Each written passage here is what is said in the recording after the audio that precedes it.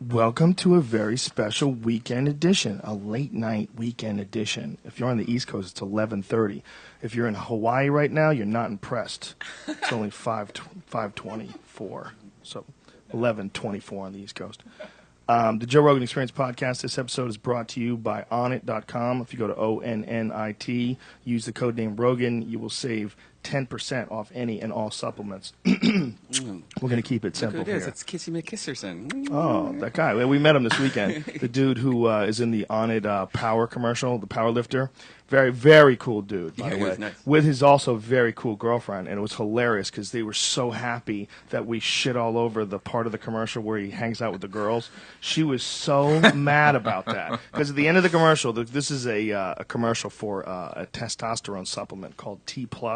And what T+ does is it naturally stimulates your body to produce more testosterone. And there's a commercial with this power lifter dude. Well, in the beginning of it, it's just him lifting weights. All of it makes sense. You know, but then the end of it, it was him with two girls at a bar, and he was like being Mr. Sexy Face. We need to get a copy of it because I need to see it. They took that shit off the internet so fast. And you know what he said? I guess I said in one of the podcasts, I said, like, I don't want to be like this guy or like look like this guy. So he comes up to me and goes, I don't want to look like you, man. I'm like, wait, who are you? And I'm like, oh, you're Kissy Muscle guy. No, stop. You're not telling the truth at all, you fuck. You distort reality. He came up to you and told you the whole thing. You knew who he was, exactly. Yeah, but he said, and he tweeted it to you. Well, fuck right, you, man. I don't want to be like you either. I had no idea who that was. Yeah, okay. I just thought it was a hater. I probably blocked him. I was like, what? I don't want to be like you either. What the fuck does that mean? Whatever. But he was super nice, and I accidentally put a sticker in his girlfriend's hair. Yeah, Brian he thought he was being cute by putting Death Squad stickers on the back of people's back. When I was taking photos. Yeah, douchebag. Silly bitch. Anyway, onnit.com, ONIT, codename Rogan. Save yourself some money. 10% off any and all supplements. When is your shows? You got a show in San Diego coming up? Yeah, we have one San Diego, March 14th. We have Billy Bonnell, Tony Hinchcliffe, Jason Tebow, and another person that we're working on that's pretty big. And tickets are on sale right now. And also I'm going to Toronto in July, but I won't even bother. Well, that's in July. Yeah, fuck. What are you doing? It's too far away. Yeah, it's too far away. All right, Dr. Stephen Greer is here. We are going to get to the bottom of a lot of crazy shit, ladies and gentlemen. This is one of the most requested guests ever on the podcast. Cue the music, Brian. Let's get this thing started officially.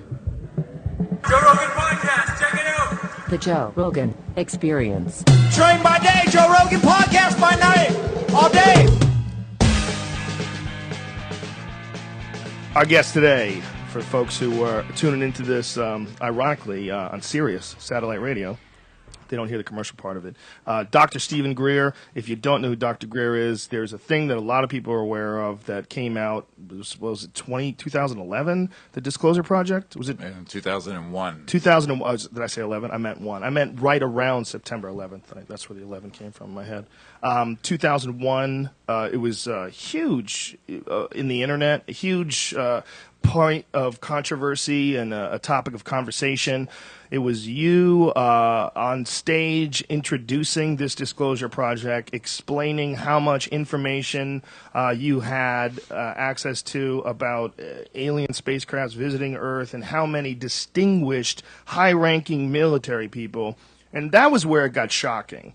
Agreed with you. That was where it got shocking because that was the first time we'd ever seen like high-ranking military officers, one after another, testify that they had personal encounters with things that are not of this world. People who would know the difference between black ops technology, the current military defense projects that might be secret, and people that would know also who to talk to about these things if they did think it was a black ops. Right. But they knew. Right. It was, in my opinion, that video is probably one of the most important videos ever when it comes to extraterrestrial life or the idea of extraterrestrial life visiting Earth. Because the conversations that I've ever had, that I've always had with rational people, especially rational people who are not obsessed by aliens like I've been my whole life, but rational people who just, I don't know if it's real or not, but, where's the evidence? I'm sure there's alien life out there. Has it visited us? Oh, probably not, right? when you see that video and you see those high-ranking military guys, one after another, give these very not just believable, but they're spooky. These are spooky stories because the way they're talking about them, you could see in their face the emotions as they're recounting the sheer, to use a word, alienness of their experience. Right. We had never really seen anything like that before. It had always been, well, I guess they probably could be out there, but who knows? When I watched that video, it was a real shift, because it was one of the first things that I ever saw that made me really stop and think. There's a part of everybody that doesn't want to get duped. Right. And when it comes to a subject, especially an important subject like UFOs, there's a part of everybody that goes, you want to call bullshit right away, because you don't want to be the last guy to call bullshit. You don't want to be the guy who believes, and it turns it's bullshit. Oh, you dummy. You believed it. You were the first guy believing it, man. You want to be the first guy to call bullshit. It's always a way cooler position. And if there was alien life, that had visited the Earth, what evidence would they leave behind? What would you know in your day-to-day existence? How much of it would you know? Almost nothing.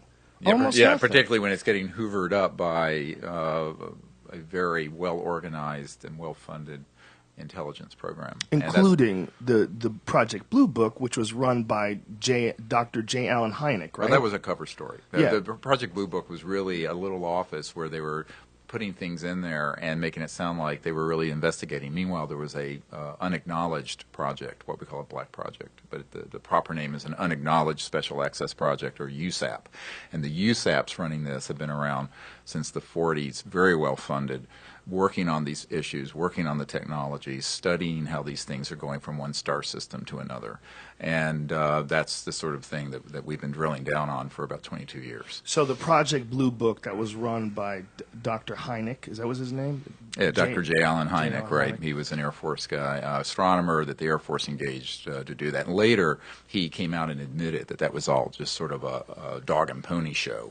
And he also became a huge UFO believer, which is really fascinating because most of the stories that they investigated in Project Blue Book, he sort of debunked. Correct. And in fact, instead of being open about the possibilities, they always steered towards debunking first. Right. And actually the big problem became when he put his foot in his mouth when in Gerald Ford's home district in Michigan, there were a whole dozens of people who saw an extraterrestrial vehicle that was maneuvering at close range, and he went up and investigated and made some reference to it being swamp gas. And Gerald Ford went ballistic because his constituents went ballistic, and Gerald Ford actually had an inquiry into it while he was a member of the House of Representatives. Of course, later as president, he never dealt with this issue because basically presidential intelligence doesn't have access to those projects. When you say that he said it was swamp gas, that J. Allen Hynek said it was swamp gas, so right. You're saying that Ford objected because he knew it was an extraterrestrial vehicle? He knew that some of his constituents who were very credible knew it was something real. What was his position then? What was he? He was actually believed it was real. As the No, I mean in government. What is pre-president? Yeah, he was in the House of Representatives in the Congress. Mm-hmm. Okay. He was a congressman before he was vice president and then president. And so he was upset that they were saying that it wasn't a real vehicle. So he clamped down on it. Yeah, and actually held a hearing where a lot of people came and gave evidence and information, but it didn't go anywhere because it's Washington. Nothing ever goes anywhere in Washington. And so, I started as founder of DisclosureProject.org and now SeriousDisclosure.com. We began investigating this in 1990. And, I'm a trauma doctor, emergency doctor, who was running a very busy ER and raising 4 kids. And I got involved with this because I knew about it since childhood.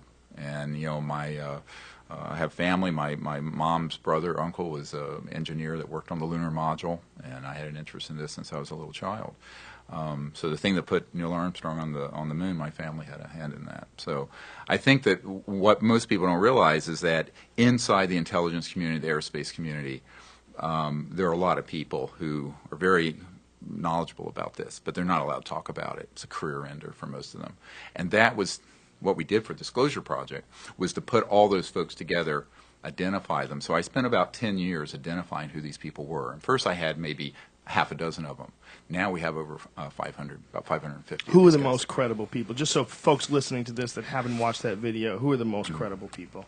Well, we're going to have some of them in the film, Sirius. You know, that's like SIRIUS. Sirius is going to have a lot of this information in it, and some stuff that's going to blow your mind, including the possibility of an actual body, a humanoid body that we're investigating.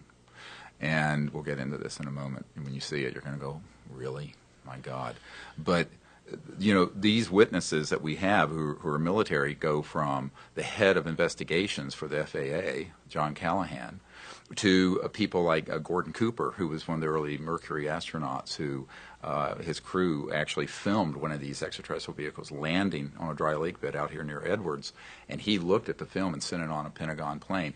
Now the backstory to this, will give you an idea of how labyrinthine and screwed up Washington's become, and what Eisenhower said when he said, beware the military-industrial complex, because it's going to get out of control and be a threat to our democracy. Gordon Cooper, you know, very heroic early astronaut, had detailed information, what we call actionable intelligence, on that event, this landing of a vehicle in broad daylight near Edwards Air Force Base in 1956. Now, when Clinton was president, Gordon Cooper was asked by the Secretary of Defense, William Cohen, about this issue. And he says, yes, I absolutely will verify this, and I'll give you the information of when and where and how it happened. So the Secretary of Defense of the United States of America had this information, made an inquiry through channels, and came up with a dry hole. Basically, this stuff has all been put into a parallel universe that the senior people in our government have, for the most part, no access to. Now, I would not have believed that if I hadn't been the guy who was brought to Washington during the Clinton years to do the briefing for the CIA director. And I was asked to go up there as a service, and I did it, left my ER, and I put together a whole lot of these early witnesses' testimony, photographs, some really amazing government documents that we acquired, some through channels I don't want to talk about. And I put this briefing together. And so I go up there, and here's the sitting CIA director, R. James Woolsey, and his wife was there, who was at the time the chief operating officer of the National Academy of Sciences. And when I was first invited to go up there and brief the CIA director, I was told, they want you to come up here because President Clinton and he have inquired about this subject and are being denied access. Now, I have a letter proving this. President Clinton has been denied access, so they Right. want you, a doctor, who had a family connection to these programs and also to information. And So- how did they know about you? Well, let me finish this other thread, sure, and I'll get to please. that, because that'll blow your mind even more. But what happened is that I really thought this was crap. I mean, because when his handler, the CIA director's handler, who contacted me, said, look, they need you to come up here because they can't find out anything, but they know stuff's going on. Well, I thought they just wanted to pick my brain as sort of spooks. You know how spooks, spies will try to just get information. I went up there, and the CIA director was honestly completely in the dark. And I was mortified. And towards the end of this almost 3-hour briefing that I did for the CIA director, my wife was with me, and I gave him this white paper, this position paper, that a summary of action that the president needed to take and he needed to take. And my hands were shaking because, you know, I'm like this 35-year-old guy briefing the sitting CIA director. It was very intimidating, frankly. And, you know, at the end of it, I said, you know, we really need you to help disclose this information because the people need to know, but also the technologies that we've studied and have mastered for 50 years could get us off oil. We could fix this environment. We could fix the world's poverty problems and the geopolitical problems in the Middle East. And he looked at me, he says, how do we disclose that which we have no access to? And I thought I'd pass out. I said, what do you mean you have no access? And this was from his mouth to my ears. And so I learned the hard way, the very, very hard way, that when you're dealing with things that are, some people say above top secret, but the proper name is an unacknowledged special access project. And we have about $100 to $200 billion a year in our treasury going into these rogue operations. and it's a criminal. It's outrageous. That, just because you're the CIA director, just because you're Secretary of Defense or on the Senate Intelligence Committee means nothing. And even the president. So the reason those folks invited me to come up there is that the year before, I had taken a team of people out on a beach using some experimental protocols to contact these vehicles and the occupants. And 4 of these UFOs popped into the sky, just boom, boom, boom, boom, which we have on videotape. Not great videotape because we didn't have good cameras back then. And there were a couple Air Force officers and pilots there. And this went up through the chain of command. A few months later, the former head of Army Intelligence invites me to a meeting, and then some National Security Agency people do, and one thing leads to another, and I'm being invited to brief the sitting CIA director. So that's, how did you you contacted these spaceships? Well, this gets into a discussion that's complex, but yes, and you can do that at any time. Well, not at any time, but I think that under the right, you can do that. There are protocols, and we developed something called the Close Encounters of the Fifth Kind Initiative, which is when you use a set of they're very controversial protocols that deal with non-locality, the fact that the universe has various dimensions that you can move through to go from one star system to another. But those dimensions that are at higher resonant fields than, say, linear space-time or electromagnetism also interface with what I call coherent thought. So the Moody Blues were right when they said thinking is the best way to travel. And there's a component to where I'm probably going to lose half your listeners right now. No, you won't. I've got freaks listening. All right, well, okay, all you freaks, listen up and listen up hard. You can develop technologies, and we have these in classified projects now, where you can have what's called a switch that will interface with very intent thought. So it's beyond, forget your iPhone. Now, if you're traveling from one star system to another, that's what you're going to be using. You're going to be using technologies that are phasing at multiples of the speed of light. And those dimensions also intersect at a certain point with coherent thought, just like light is coherent, a laser is coherent light.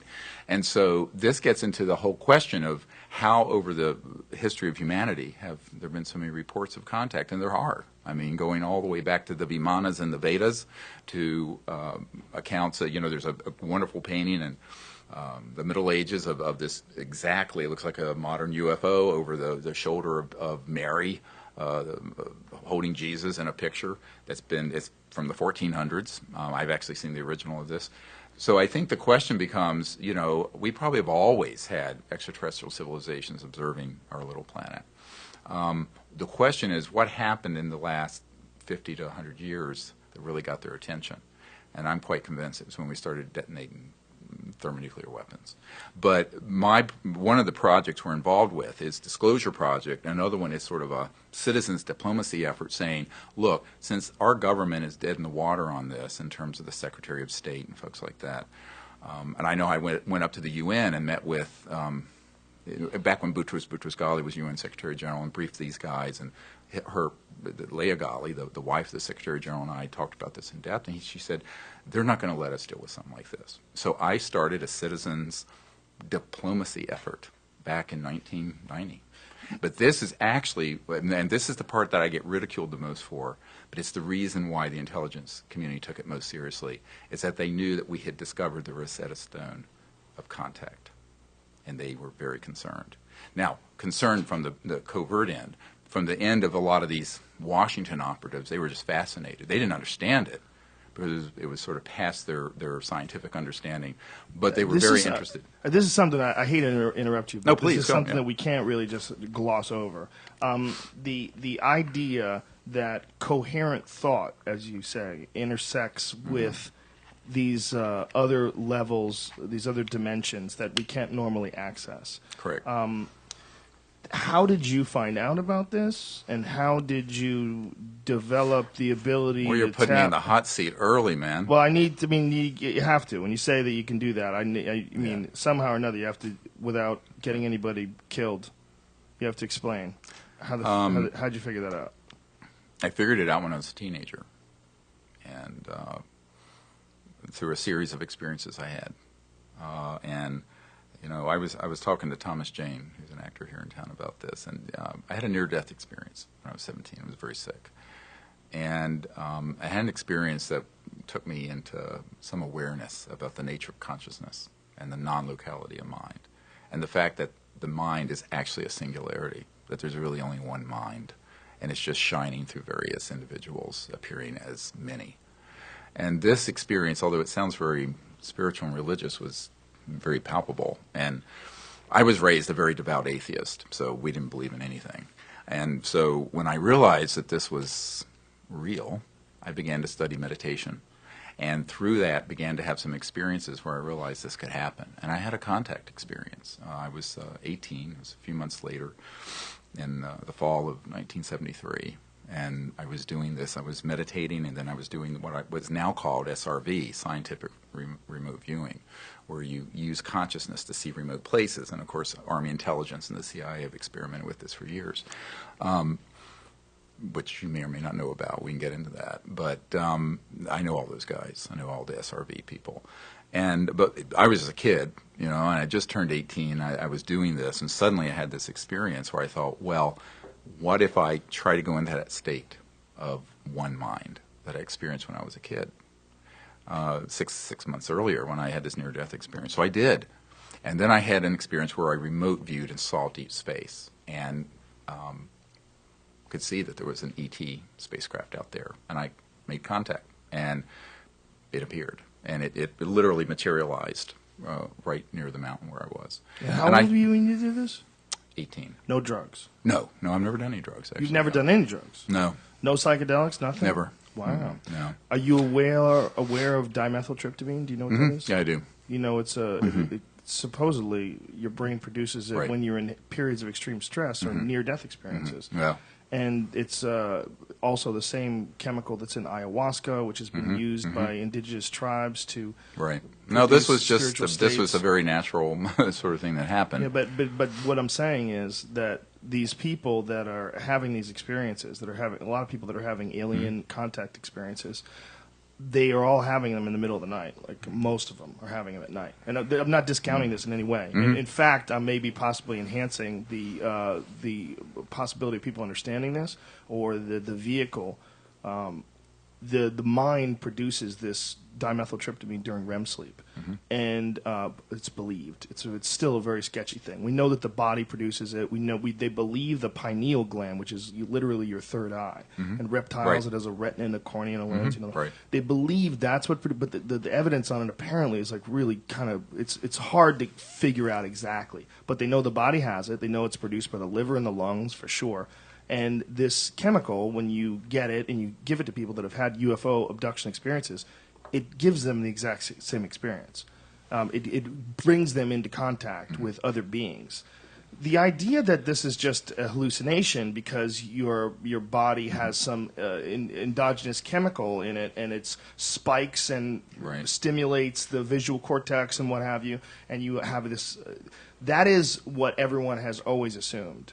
Whenever you talk about anything hallucinatory or psychedelic. But what a lot of people haven't taken into consideration is that you're basically a conglomeration of chemicals. Your neurotransmitters, dopamine, serotonin, there's a million different chemicals which, as their levels vary up and down, it drastically changes your reality. Your happiness level, your appreciation, love, oxytocin, all these things proven 100% change your reality. You change the physical meat vehicle reality that you have.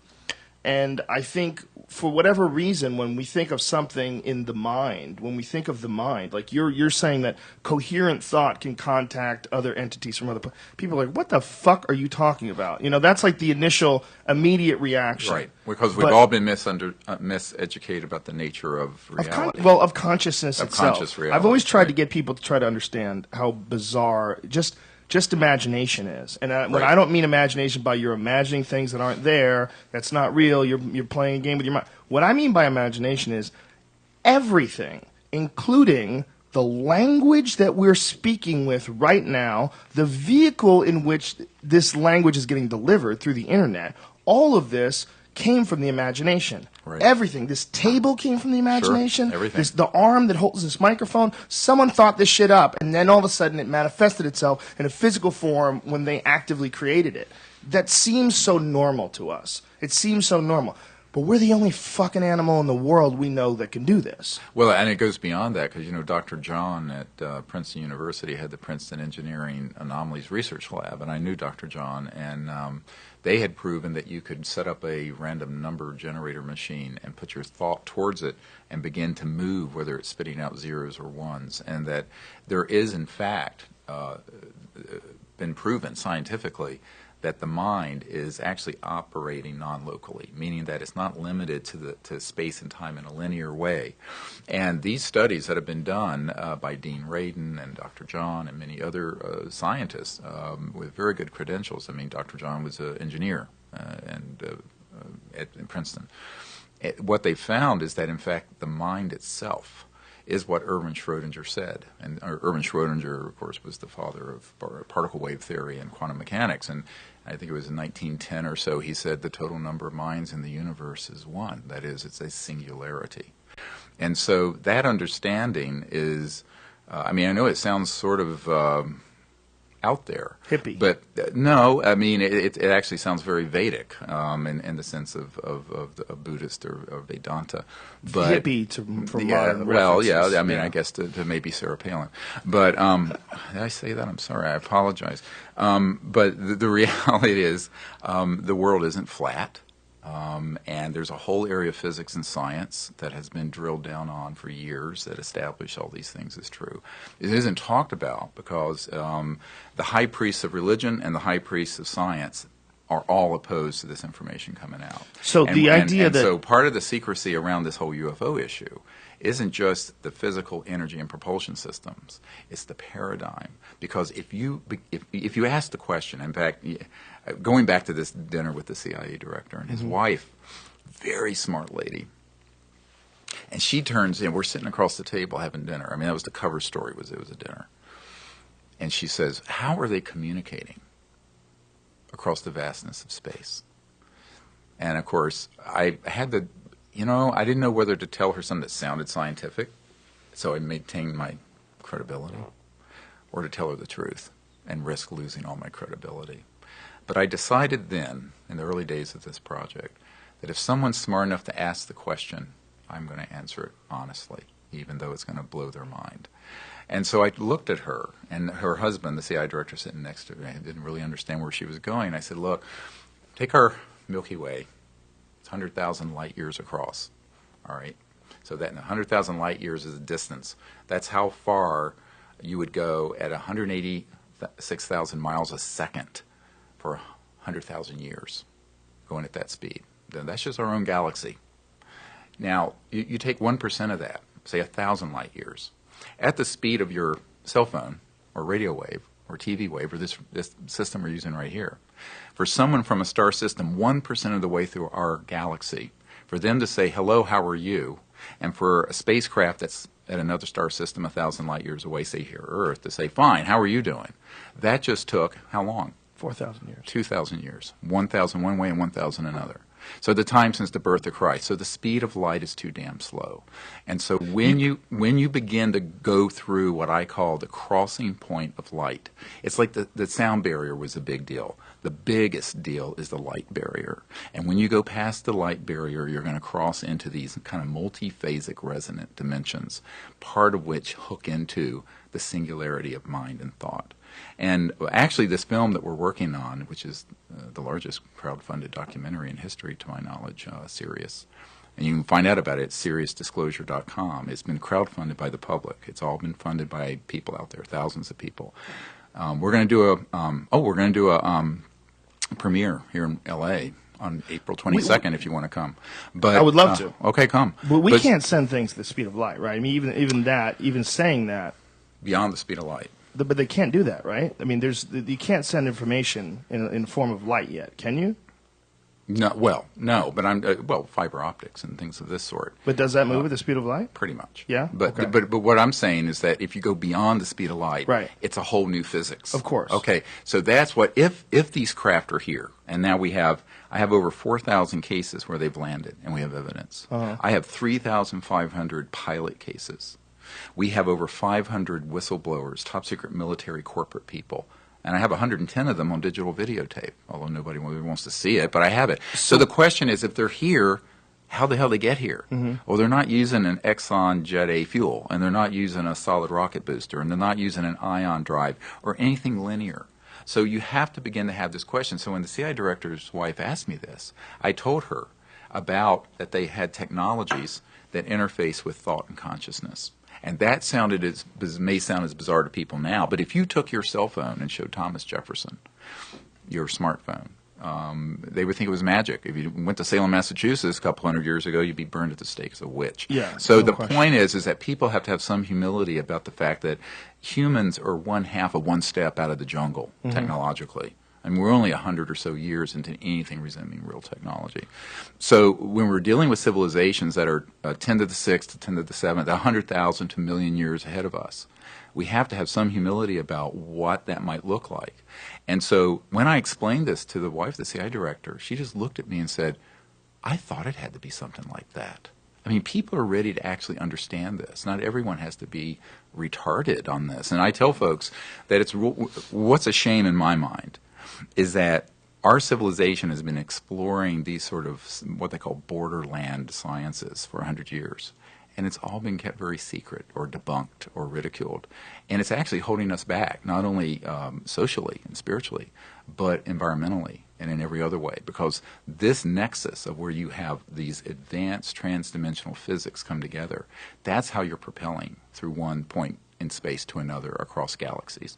It's also how we're going to be able to run this planet's energy grid without a grid, where every home, business, and car can pull energy out of the fabric of space-time through this kind of physics. And so there's this nexus where electromagnetism and transdimensional physics comes together, and then you cross it a little deeper, and that's where you get into the science of consciousness.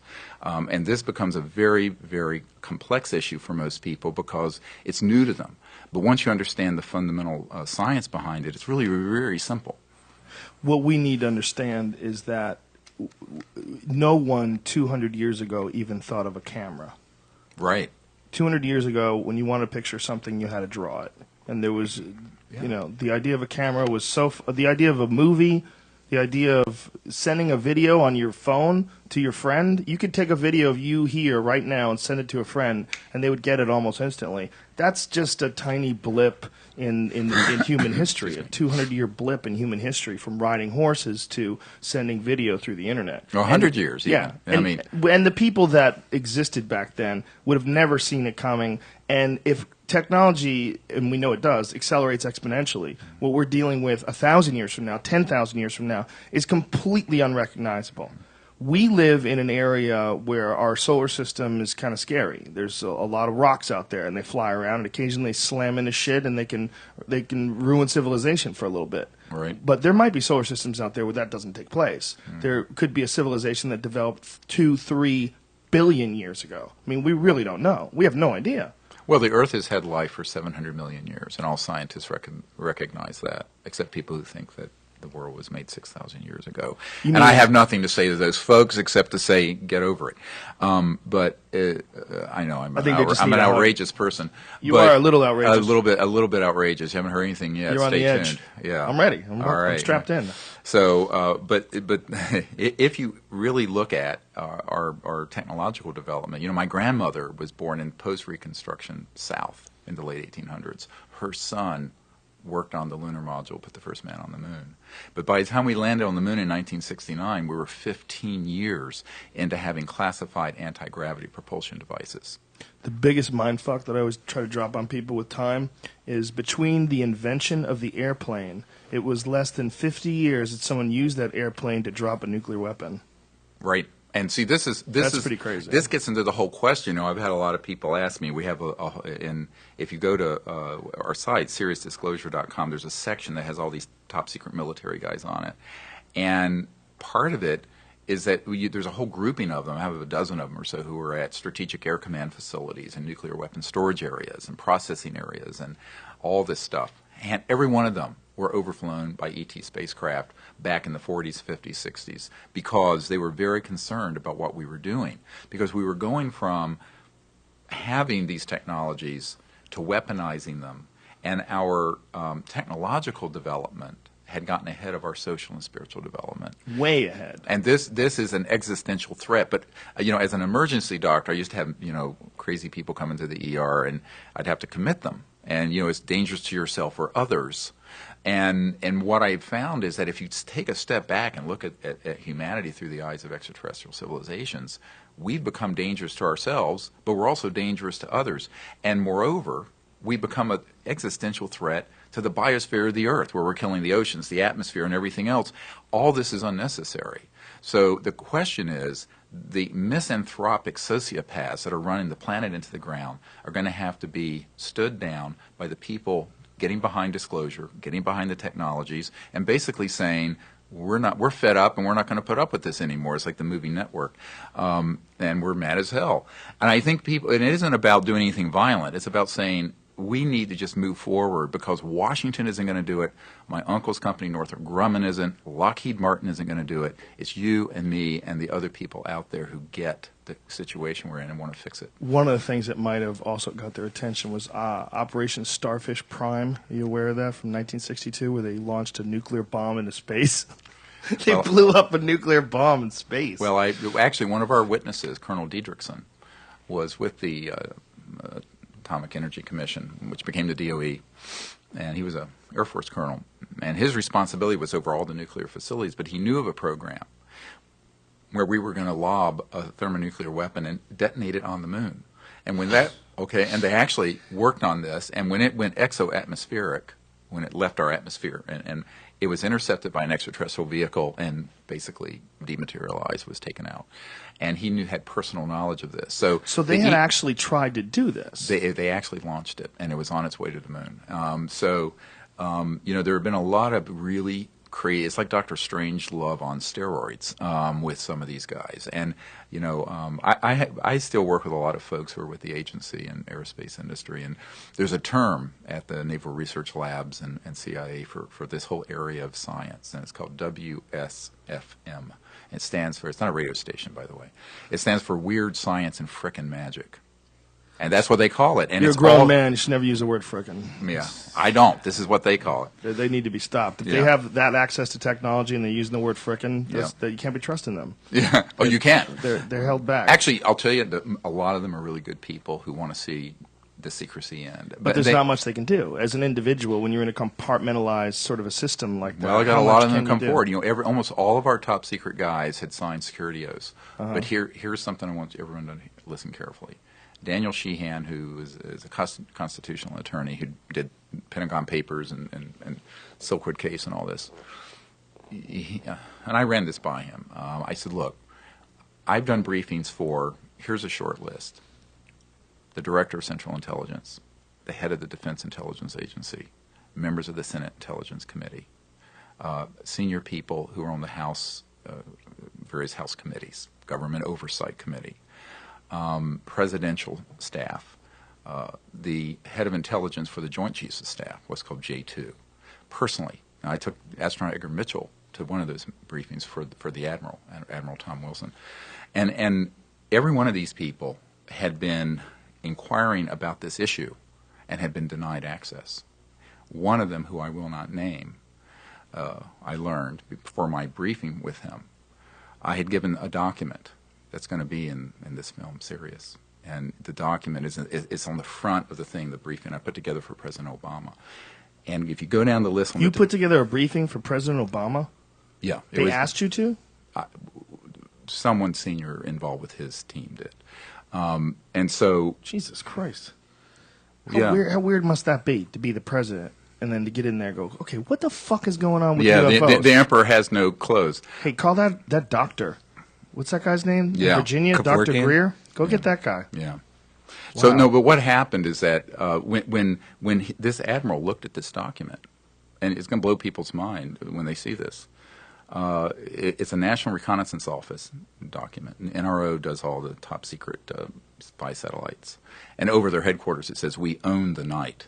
And oh yeah, that's their motto. We own the night. It's pretty awesome. Yeah, it's pretty spooky. Yeah, but so these are the kind of dudes I work with all the time. And what happened is that one of these compartments, it has a whole distribution list: cosmic ops, magic ops, da da da da da da da. All kinds of it's about 20 of them. And this is a document that was not declassified, that was given to me by a source that I won't talk about. And this admiral recognized one of those compartments, so he contacted them. And on the other end of the phone, he said, "Look, I'm so-and-so." And they said, "Yes, sir, we know who you are." And he says, "Well, I want to be read into," which is military speak for briefed, on this project. And they said, "Sir, we cannot discuss this project with you. You don't have a need to know." He says, "What do you mean? I'm the head of intelligence for the Joint Chiefs of Staff. How can I not have a need to know?" And they said, "Sir, we will not discuss this with you." Clip blocked him. So who the fuck knows? Who's like, how many people are there? Have you determined that? Yeah, I have. I know some of the members of there's a committee, and it's transnational. It started out much smaller and less opaque back in the 40s when Truman was around. Does it have a name? It did have the name Majestic, and that is not a myth. And so it was Majestic 12, right? Is that what it was? Yes, but the document as of the 90s that I got, it still had Magic, MAJIC, on it. Uh-huh. And so a lot of these programs, they've gone through multiple generations of evolution, and now I understand it's a committee of 200 or 300 folks who are corporate, very deep kind of shadow government operations. The mistake the public makes is that they think that just because you're the president or the CIA director or a member of the Senate Intelligence Committee, you're going to have access to those. And that's because they do not understand what Rumsfeld said is true on the day before 9/11, and this is going to be in the film, where he said there's $2.3 trillion basically missing that we can't account for out of the Department of Defense budget over the last few years. 2.3 trillion, not billion. Now, we found out, and I discovered this in the early 90s, that there's somewhere between 100 and 200 billion a year basically just being stolen going into these illegal projects. And so when Sheehan and I looked at this attorney, I said, look, if all these people who have a need to know in the constitutional chain of command are being lied to, deceived, and what have you, I'm going to declare all those projects rogue, a priori, illegal. Therefore, anyone who signed a security oath for them, I'm going to unilaterally announce that they're released from them. So all of you listening, if you've been in any of these projects with Lockheed, Northrop, SAIC, the CIA, you do not have to go by the secrecy. Because if they are denying access to the people who are in the constitutional chain of command, which I can prove they have in a court of law, those projects are rogue, and therefore those security oaths have no enforceability. Now, whether or not you have the courage to come forward is another question. But what I was very glad to be able to do between the early 90s and 2001 with the Disclosure Project is to pull together the people who did have the courage. And they're still coming forward. I mean, we have people contact me all the time who are in these projects who give us information, intelligence. And it's really a citizen's effort. I mean, I've never been in the government in my entire life, but I think this is what you have an idea, and if the idea picks up steam and people see the reason for it, but the other thing is to do it in a way where people feel supported. And that's why we did this in a way where there were dozens that came out at once. I mean, I think in the initial batch of people who came forward, it was about 70. One of the things I always want to get into people's heads when they start talking about the government or the people in charge or, those in the know, the idea that they're exchanging information has been proven false time and time again. Right. Not only that, what's really blown me away lately is finding out that, especially in this supposed patriotic time of war, we have government factions that don't like other government factions. It's always been that way. I was blown away when Petraeus was outed by the FBI. I'd be like, are you fucking crazy? Right. Like, that is nuts. You're talking about the head of the CIA, and the FBI is spying on him over an affair, and you're going to bring down this beloved national hero. Right. Stupid. unbelievably stupid, but also unbelievably revealing about how partitioned our government truly is, and how difficult it would be to get access to some critical information if this information is in any way deemed too sensitive or too controversial or too paradigm shifting for average eyes. Well, let's make this very simple.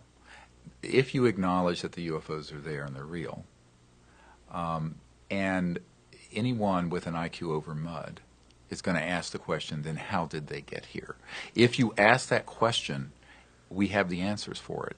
And if the public knows that, then they know we don't need ExxonMobil, we don't need oil, gas, coal, nuclear power, or a centralized utility grid. But that's assuming, though, that And most people believe that the UFOs are real. Because yeah, I don't, about 50 to 60% do now. I think they say that. I think they say 50, Well, but I think they most of the time will look for terrestrial explanations. Most rational people. Well, no, actually, there was just a poll that came out a month ago, and there's actually 43% of the public believe that extraterrestrial life has been on the planet and is here now. 51% believe that the Earth is less than 10,000 years old. Did you know that?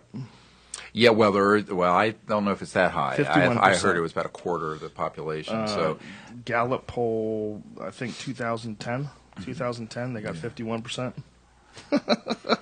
the Flat Earth Society still has a lot of members, I guess. But here's the bigger issue: is that if you bring this information out, and let's say that one of the objectives of what I'm working on now. I mean, let me just clear that up. Yeah. 46%. Okay. Creationist view of human origins, 46%. Well, but of the creationist view, not all those people think Right. the world is 10,000 years old. I Yeah. think that number's only about 10,000 15%. years, though. They're saying 10,000 years. This is what, in this study, the Gallup study, is very specifically, 46% of Americans believe the creationist view that God created humans in their present form at a time within the last 10,000 years. Oh, God, you're going to make me move to Norway. Anyway, Canada's a good choice, dude. Canada's right there, and they're badass.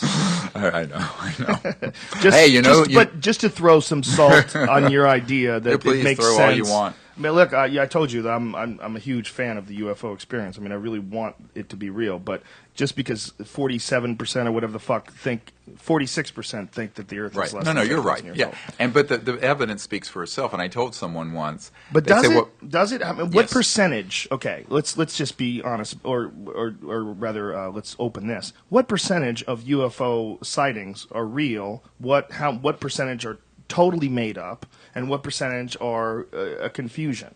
But that's not the metric we're using. We're going by government-released documents. We're going by people who are insiders who have actually handled extraterrestrial bodies. So when We're you're dealing talking with- about we're talking- experiences, you're talking about experiences from people who are 100% credible, bulletproof, Well, yeah. eyewitness testimony. And not only that, but if you have the former Minister of Defense of Canada Mm-hmm. say that he checked out with a U.S. Air Force general, that in fact there was an accident that happened in New Mexico in 1947, which people call Roswell, Mm-hmm. and that what Colonel Corso wrote in his book the day after Roswell was substantially correct. And this is the Honorable Paul Hellyer, and he and I did a press conference in Toronto a couple of years ago. And he has completely verified this. So the question is, and the same thing happened with five-star Admiral Lord Hill Norton. I mean, here he was the Minister of Defense, and he found out after the fact that, in fact, an extraterrestrial vehicle had landed at the Bentwaters Royal Air Force Base at Rendlesham Forest in England. And we have multiple Disclosure Project witnesses who were there. And it came out recently that the Ministry of Defense in Great Britain released the documents on that where they had physical evidence that this thing actually did land and left physical traces, et cetera, and so on. So I tell people, usually the New York Times say, well, we need 2 or 3 corroborating witnesses to something, particularly 3 if it's a very controversial story. I say, yes, but the Disclosure Project has hundreds of these sort of people, thousands of cases like this. And we're not talking about just people seeing something in the sky. Right, but they mean witnesses per event. They don't mean like overall. Yeah, but we have multiple ones for this landing at Rendlesham Forest. We have multiple ones from the Minot, North Dakota event. How many do you have? Where there will from be the scene? some of them, 4, 5, 6 at one event. And they who all are have the very same credible story. military people. And so why isn't the mainstream news reporting this if you put together this amount of information? And then the question becomes, how free is our media? And how free is our market? And how free is our country? Because I think there's more corruption than people can imagine. And I'm not a conspiracy theory person. I deal with... Wait a minute. Yes, you are. No, I'm not. How dare you? No, How I'm dare not. you? I'm not, but just be honest. I just don't like you're theories. Okay, you're a I deal with- conspiracy I deal with- person then. But No, you're no. dealing about UFO conspiracies. Well, it's like, was the mafia conspiracy of a criminal enterprise? Yes, but Yes. it's not a theory; it's a fact. Okay, and so you're a there's a big conspiracy difference guy, between. then? Obviously, you're talking about a UFO conspiracy, an energy conspiracy. You're talking about Yes. suppressing information. People conspire in their yes. own interests, and if you're So you gotta. I don't know. I know you don't like conspiracy theorists, but okay. Well, no, I just don't. I think the Conspiracy term is believer? used. I think it's misused. It is misused, and I agree. and I think that just It's because- weighted. It's loaded. It's right? a loaded thing. Yes. And it's like, it's like when Larry King asked me, do you believe? I said, well, I believe in a lot of things that you can't see and prove. But if I have 4,000 cases where these things have landed, if I have hundreds of photographs and videotapes, if I have dozens of top secret guys who can corroborate this, why is that a belief? I mean, you believe in God and some other things. But, I mean, this is not a matter of belief. Most people believe, and I'll quote Neil deGrasse Tyson, who says that eyewitness testimony is the least reliable of all pieces of evidence. That's right. But what physical evidence do you have that goes along with eyewitness testimony that you believe is the most compelling? Well, I think the most compelling that I've ever seen is something we're working on right now. And it remains to be seen if it's going to be what we think it is, and we're going to know fairly soon. And I don't want to get ahead of myself. But I was introduced to an institute that acquired a small humanoid being, about 6 inches in length. This is in the trailer for Sirius. I've seen this little skeleton that's X-rayed.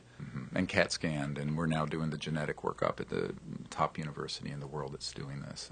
Pull that up, Brian, because it's very freaky. People on Ustream and Vimeo can see this. You know what? Let's just play the entire trailer for you and get people excited about this movie. Now, who found this alien being, and where did they acquire this thing?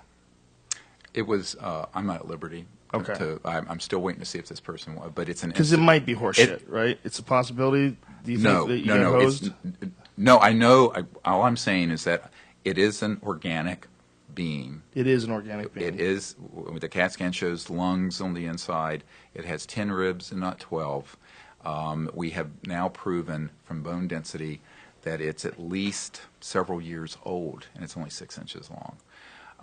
So the team. How do you prove that from bone density?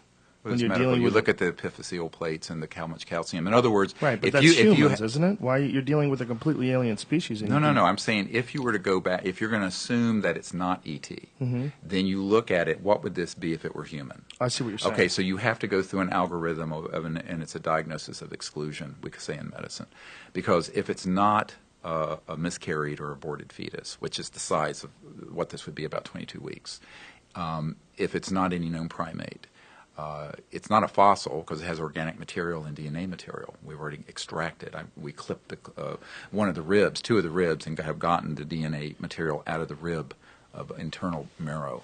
And so this is being processed right now as we speak, literally. So if it was a human, it would be several years old. So that proves Yes. that it's not a human. There's no form of dwarfism or any other genetic anomaly known in the literature, according to the world's expert in this area, that would explain something of this age that is this, and also that has these abnormalities. If you look at the skull, Yeah. if you look at the fact that it has 10 ribs, there are no genetic syndromes where you have 10 ribs. And have you seen And this thing in person? I was the third person to hold it Whoa. and handle it. And I did I didn't say autopsy on it, but I did the tests on it. And How long had it been dead for? we have no idea. No idea. That we didn't get enough material from. We didn't want to damage this little thing too much. So the carbon dating on it will be the next step. We wanted to be sure we had enough genetic material, and if we had to go back, we didn't want to destroy.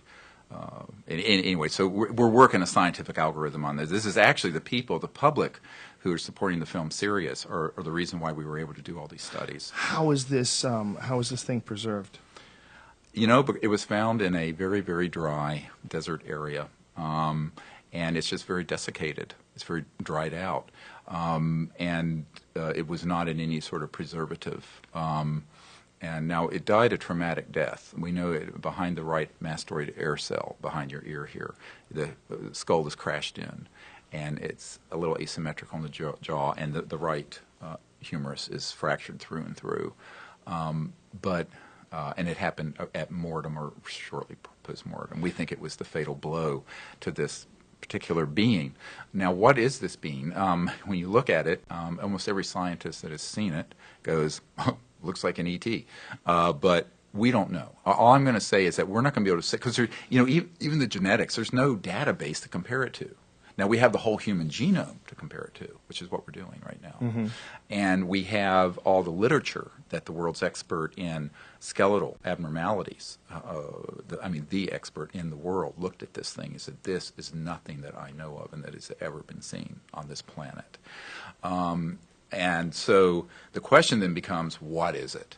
Now, it turns out it was found in an area of the Atacama Desert in Chile, that native peoples have reports of these objects, luminous objects, going in and out of the foothills of the Andes. Famous for Very UFO famous, sightings yes, in Chile. very famous. And also in these remote native villages, there are reports of these very small beings, upright humanoid-type beings. Isn't that also the area where they constructed the VLT telescopic array? One of the very large telescope, I believe. I think there are, because it's a very dark area, and there have been a lot of astronomy. And we also know one of our witnesses who was manning a facility on the Peruvian-Bolivian border that's not too far from this area was there in the early 90s when we were using a SDI Star Wars system to track ET craft and hit them with electromagnetic pulse weapons. And one was downed and crashed on the Peruvian-Bolivian border. We hit it with electromagnetic pulse weapons. Yeah, this is... So who did this? The Air Force, the Army? Like, do we know? Yeah, we know, but I mean, it's this group Majestic. Uh-huh. But I mean, if you were to talk to the general I briefed, who's head of the Defense Intelligence Agency, which is almost as big as the CIA that's in the Pentagon, he didn't know anything about this.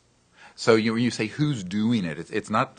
It's kind of almost not the correct even way of framing it. Is to say, when Senator Inouye, he just passed away, wonderful senator from Hawaii.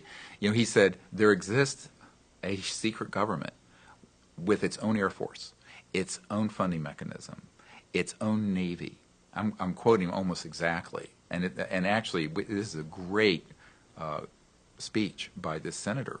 And it's because he had run across that this was going on. So the question is, who's running this? Well, they've gone off the reservation. There's certainly no congressional oversight or presidential oversight over these rogue elements. And I think that is a threat to our democracy, but it's also a threat to our security in the world.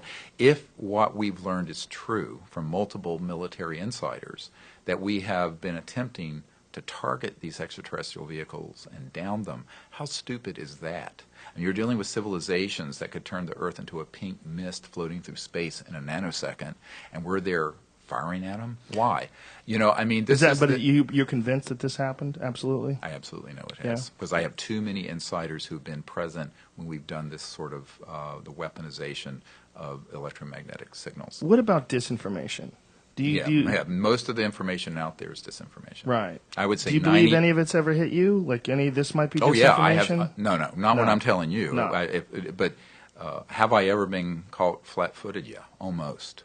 But we're very careful, and I have to say, as a doctor who got into this sort of accidentally, and then I was tutored and mentored by some really good people in the military and in the intelligence community who wanted me to do this. And one of them is still at the CIA. He's a PhD guy. And he says, someone needs to do this because the politicians are never going to deal with it, and these big corporations are absolutely not going to let it out. And this was back in the 90s. And I said, well, what am I supposed to do? And, one of the interesting things, after we put this briefing together for Clinton and, Lawrence Rockefeller, I put the concept together of the best available evidence and all these cases. And then Lawrence Rockefeller hosted Bill and Hillary Clinton at the Rockefeller Ranch, and it had me out there shortly before that. And Mr. Rockefeller was the white hat in the family who wanted to end the secrecy, unlike some of his family. So he said to me one night, I was out on his porch on a deck in the Grand Tetons at the JY Ranch, and he said, "We really need you to hurry up and do this." And I said, "Oh, Lawrence, I'm just a doctor in North Carolina. I'm working in an ER, you know." He says, No, you have to do it." I said, "No, Lawrence, you have to get these guys to do it." He says, "They will never do it." And I said, "Lawrence, for God's sakes, you're old, you're rich, and you're a Rockefeller." And he says, "No." He says, "The implications of this are so vast and so profound that no aspect of life will be unchanged when it comes out." I said, "Yes, Lawrence, that's why it's secret."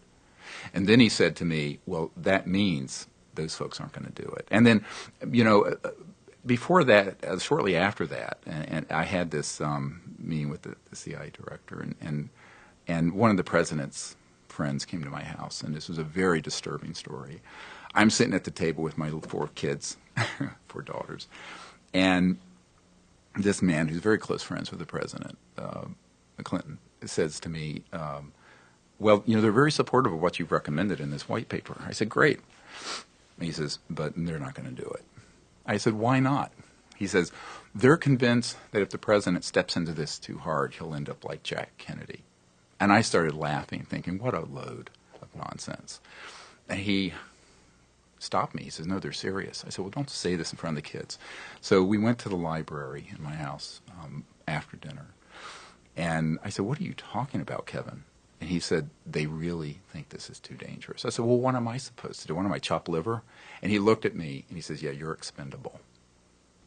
So I have always viewed myself as the kind of the throwaway guy in all of this, in the sense that these guys, the folks who have enormous political power and corporate power, even the ones who support this very avidly, and there's a lot of them, they don't want to stick their necks out. But I'm confused. Okay, why would they kill Bill Clinton if Bill Clinton came out and said that we may have evidence that there might be some intelligent life out there in the world, in the universe? Because, it's like the REM song, it's the end of the world as we know it. Because if that happens, when that happens... people would panic. No. The public isn't going to panic over this unless it's couched in a stupid way. Well, the public definitely will panic if the president comes out and says there's UFOs and then he gets whacked. That would lead to panic. Yeah, but there's a bigger problem. If the president doesn't have control access over these projects, he didn't want to talk about it, because then it shows the fact that our democracy has been sidelined, as Eisenhower warned us. I mean, the reason Eisenhower was not anti-military. He was a 5-star general. For folks who don't know the story, just fill people in on the speech that he made as an active sitting president leaving. Yeah, the last day of his presidency, he basically said, "Beware the military-industrial complex." And this is... the dangers. And he said the dangers of this enormous power will be a threat to our democracy and our way of life. Now, the reason he said that is that between 1954 and 1961, when he was leaving office, it was on his watch that the military-industrial complex reorganized under the Rockefeller Commission of 1956, and Eisenhower lost complete control over these projects. I have a lieutenant colonel who was on the plane with Jack Kennedy flying to Berlin when he gave the I Am a Berliner speech. And Jack Kennedy was talking about this UFO issue, but he turned to this guy who was kind of the chief steward for Air Force One, who I know, and he said, I know about this, but the whole matter, this is the President Kennedy saying this, the whole matter is out of my hands, and I don't know why. And this guy was stunned. In fact, I'll tell you, there's a kind of a gruff colonel, Air Force guy who was crying as he told his story, because it hit him that there had been sort of a silent coup d'etat on this issue. And one of the problems in Washington when I meet with people who are part of powerful committees and politicians is that they're kind of viewed as placeholders that come and go. The mainstream media is really bread and circus, where they just want people to be entertained with shock and drivel. The question becomes, how are you going to get this story out? And that's why, a few years ago I left medicine, which was a hard thing for me to do. Because, I really love taking care of, real emergencies and trauma. How long did you do that for? I was in that ER 10 years, and I was chairman of emergency medicine. And, the problem became for me, the world's in an emergency. So I said, I'm an emergency doctor, and I know an emergency when I see one, and we're in deep trouble. And so someone has to do this. But before I did that, what you have to understand is I went to everyone I could. I mean, I went to these powerful people. I went to the UN. I went to the British government, the Ministry of Defense. And basically none of them doubted this was all true, frankly. This is what people need to understand. There was no laughter in the room. They took it very seriously. But they didn't want to stick their necks out. And a friend of mine who's a big business guy, he said, well, you know, the way the world works now, everyone wants to be first to be second when it's something tough and I've always controversial. felt that something along the lines of alien contact, if they did have information, there's no reason to let people know unless it's unavoidable. I always felt like unless they were just going to try to do some damage control and redefine what's happening, I wouldn't think that they would ever come out about it. It just doesn't seem like it would be something that would be advantageous to just start telling people about UFOs. The idea is always that the government is our daddy and that our government's looking out for us, but Right. the evidence points time and time again to that's horseshit, and that's not really what's going on. But, you know, my military advisor made the point years ago that because so many people, I mean, between 5 and 10% of the public have seen one of these objects, many of them at very close range. Let's get back to that, because this is what we had talked about before when we got onto this. People who think the Earth is 10,000 years old. I think most of what people see is bullshit. I think Oh, sure. most, yeah, Yeah, you no agree. question Okay. about that. Most sightings. I did a show once for CBS called Game Show in My Head, and it was a hidden camera game show where we'd put an earpiece in people's head and we would send them out onto the street. And they didn't know what they had to do until they got there. And one of them, we said, okay, see that camera over there? That works for you. There was a big news camera. You're a news reporter. And there was just a UFO sighting right above Hollywood Boulevard. The problem is the witness took off. So you need to grab someone who wasn't there and have them become a witness. Tell them exactly what you need to tell them to get them to do this. Get them to lie on camera. Then you need to get them to tell you that they were abducted and probed.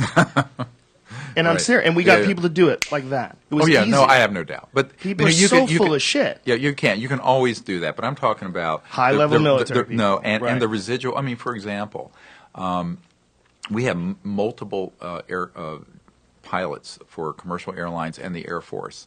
And this is one of the really great cases we have, by the way, the Japan Airlines case over Alaska in the 80s. And the guy who was in charge of investigations for the FAA, who was third from the top during the Reagan era, he actually left that agency and brought the originals with him and gave them to us of the radar tracings of this thing that was the size of like 10 747s moving in a nonlinear way over the skies. It was on civilian radar, which it was on military radar.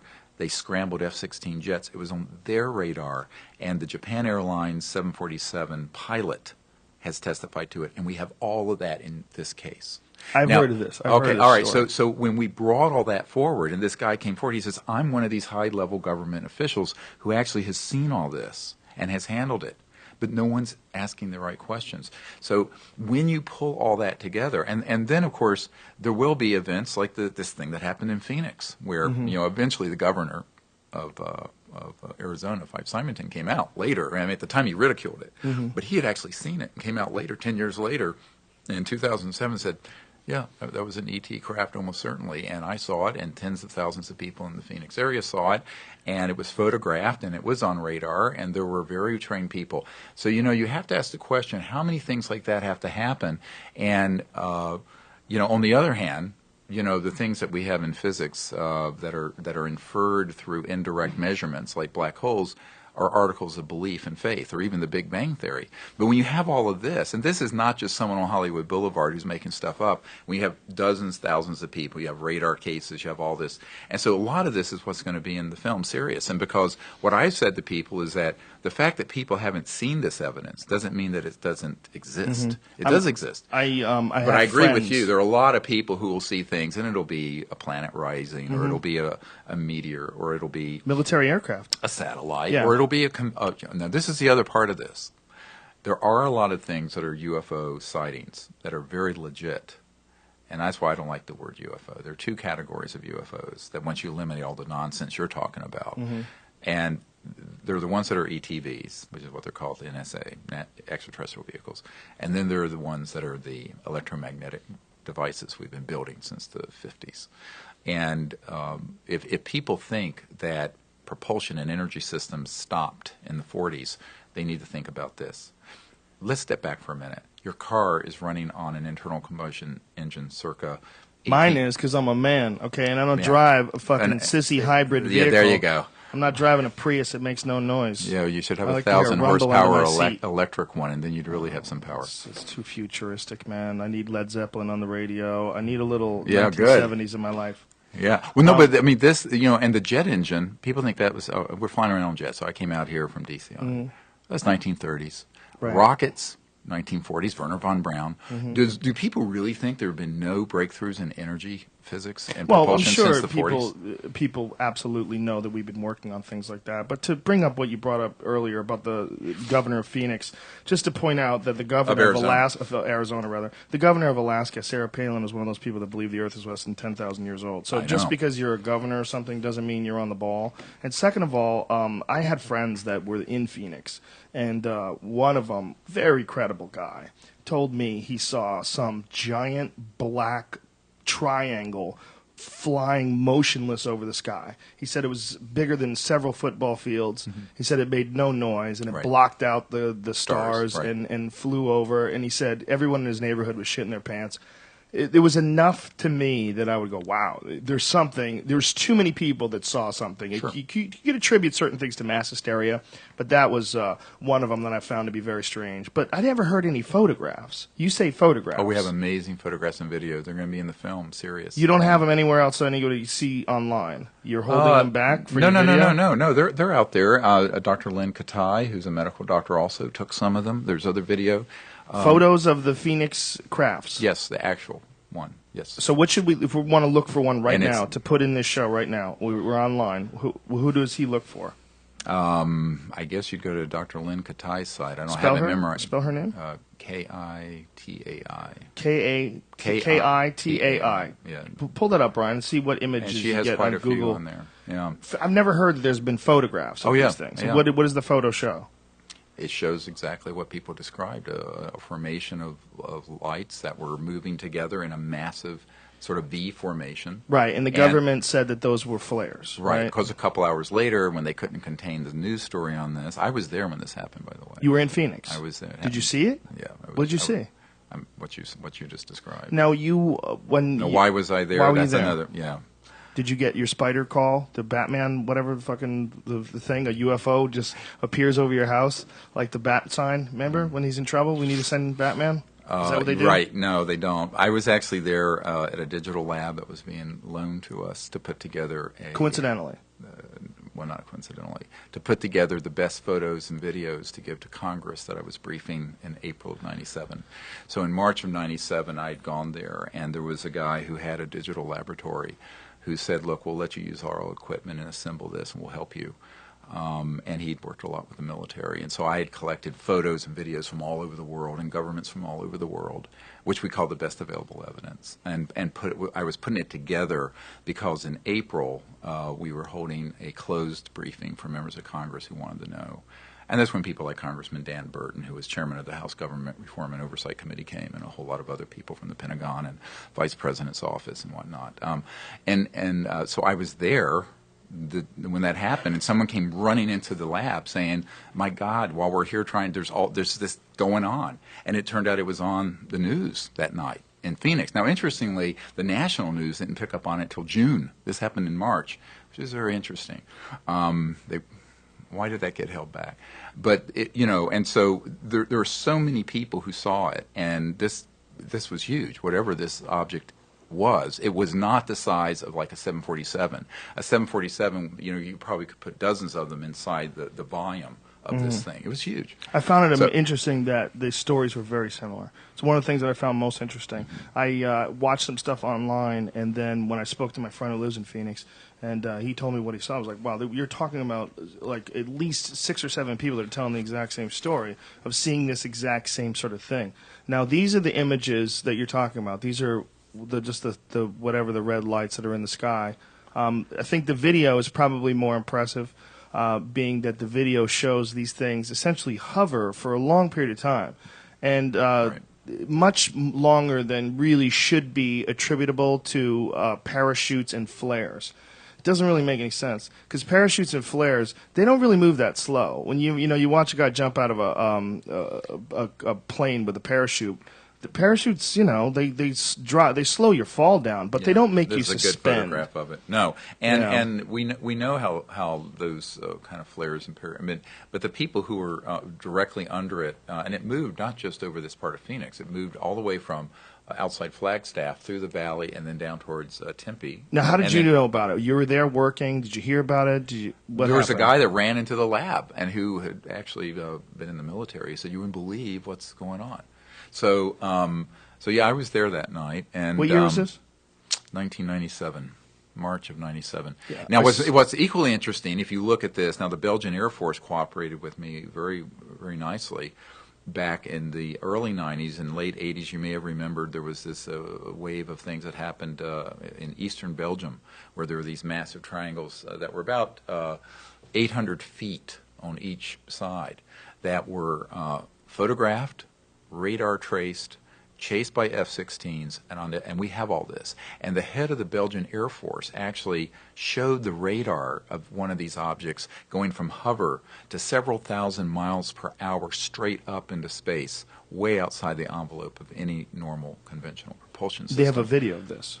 Radar of it, and we have this. So the question becomes, how many of these cases do you need to have before you say there's something out there? Mm-hmm. And I think this is what the problem is that on this subject, the ridicule around it and the disinformation and the crazy stories that are out there is what dominates. Mm-hmm. The serious, pun intended perhaps, the serious stuff really gets left on the cutting room floor by most movie directors and media and even on the internet. It's very hard. And I think to pick your way through it is very difficult. What I've tried to do, and it's not that I've done a perfect job of it, I've done the best I can with a lot of help. But remember, we've never been funded. We're all volunteer effort. And so what we've tried to do is get people who have the really good stuff from governments come forward and share it. And this is why, when the Space Agency of France released a lot of their documents after I was having some meetings in France and with some of the senior. You can't say it both ways. It's either France or France. Yes, you got to pick. Well, it one. was France when I was there, and when it's here, it's France. There you go. And there's an admiral that works with us in France, who's a wonderful guy, and he's an MD and a PhD and an admiral, and he knows all this is very real, and so eventually the French government really, I believe it was about 100,000 pages of documents on all of this, and now since the Disclosure Project launched 10 or 12 years ago, there are 14 countries who've opened up their files. Now, of course, the United States isn't, because the United States is managed differently on this issue. It's a compartmented, unacknowledged special access. And the former access Soviet Union has actually been pretty open more recently, in more recent times, about the possibility. When it first fell apart, not so much now, but when it first fell apart, we have a great dossier of KGB cases and files, and also military. And in fact, some of the cosmonauts that had encounters with these, I pulled together in 1995 for a meeting with some of our astronauts, like Edgar Mitchell, to have a meeting out here in California. So there are some really solid cases out of the Soviet Union. Does Edgar Mitchell claim to have had a personal experience? No. He's just investigated it and has concluded that this is all very real. And he did come with me. I invited him to the briefing we set up for the head of intelligence for the Joint Chiefs of Staff at the Pentagon. I think it was very interesting for him to have learned that people at that level were shaken to their foundations because they concluded this was all real, but when they made inquiries, they were being lied to and denied access. And so this brings up this question: who's running this show, and who the foxes are guarding the hen house, and this is exactly goes back to Eisenhower's warning, but we're 50 years into that era now, and so half a century later, as big of a screw up as it was in 1961 when Eisenhower warned us about it, it's 10 times worse than that now, and so much so that I have concluded that the way we change the dynamic on this is that the people will lead, the leaders will have to follow. We do the disclosure. We bring out these technologies. We set up teams to make contact, and we just bypass the government. The evidence that you have, this or possible evidence of this alien life, before that, this is a more recent thing. This is fairly recent, right? Before that, what was the most compelling piece of physical evidence that you've ever encountered? I would have to say that it's these really well-documented, complex cases that involve documents, radar cases with photographs, and multiple corroborating credible witnesses such as What about pilots. landing sites? Oh, yeah. I mean, we do. And I actually have been given materials from where the sites have landed. They're very anomalous. A great case that's in the French files that they released in the Japan, what's it called, Japan, this the space agency like NASA, release was the Provence case of 1981, I believe, when one of these objects landed in a lavender field, of all places. Must have smelled awesome. Yeah. Well, it was a commercial lavender farm, and so cool. And it was wee hours of the morning, and this thing lands. The farmer comes out, and it's this disc-shaped craft. How large? I think it was in the 50-foot diameter range. And there were these little beings outside picking lavender. Now, this sounds crazy, like something out of science fiction. Like how little? Like your little guy? No, these were, from what I remember, like 4 feet, 5 feet, in that range. And then, but it left this spot where it had landed, and there were anomalies, electromagnetic sort of radiation into the soil, and this was actually studied by the French government, concluded to be an absolutely real case, just like the Bentwaters Royal Air Force Base case in England was determined to be an authentic case of a landing. So these sort of landing cases that have also now, at the time, there weren't many people coming forward. Now we have all these military people coming forward corroborating. They were there, they saw this, and now the documents are getting released from the UK and France. But in the United States, it's still a black hole. Now, we're going to play your trailer for the upcoming film series. You got it pulled up, Brian? Yep. Is it queued all the way through? And here we sit in 2012 with the world still burning oil and gas and coal when we have had all the information we need to have had a completely new civilization. Dr. Stephen Greer is absolutely a hero. In the councils of government, we must guard against the acquisition of unwarranted influence, whether sought or unsought, by the military-industrial complex. You know, hundreds of billions of dollars. I think the public would be a little annoyed. All right, sit down and shut up.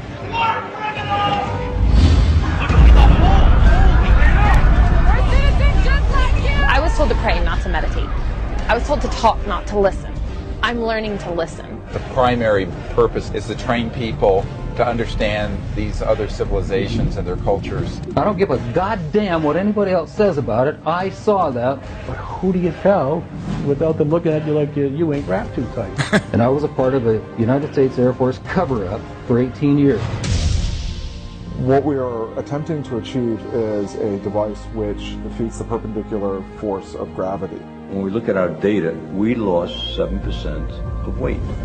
We now have the technology to take ET home. Consciousness is at once the most familiar thing to us and the most mysterious. It doesn't take much effort if you just clear your mind. People are afraid of looking at technology. Paul Brown stuff got basically suppressed for many years. He got murdered. The problem is not proving that UFOs exist. It's when you begin to expose the energy and propulsion systems behind how they're getting here.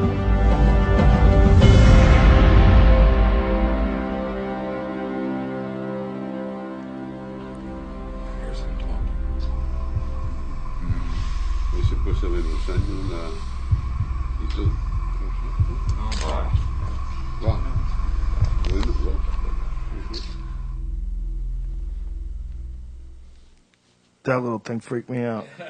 Really? Yeah. Well, you know, I don't mean to sound callous, but being a doctor, I've seen so many worse things. But it's actually fascinating. Well, that's fascinating. I mean, it freaked me out. Not that it's a dead body. I've seen dead things.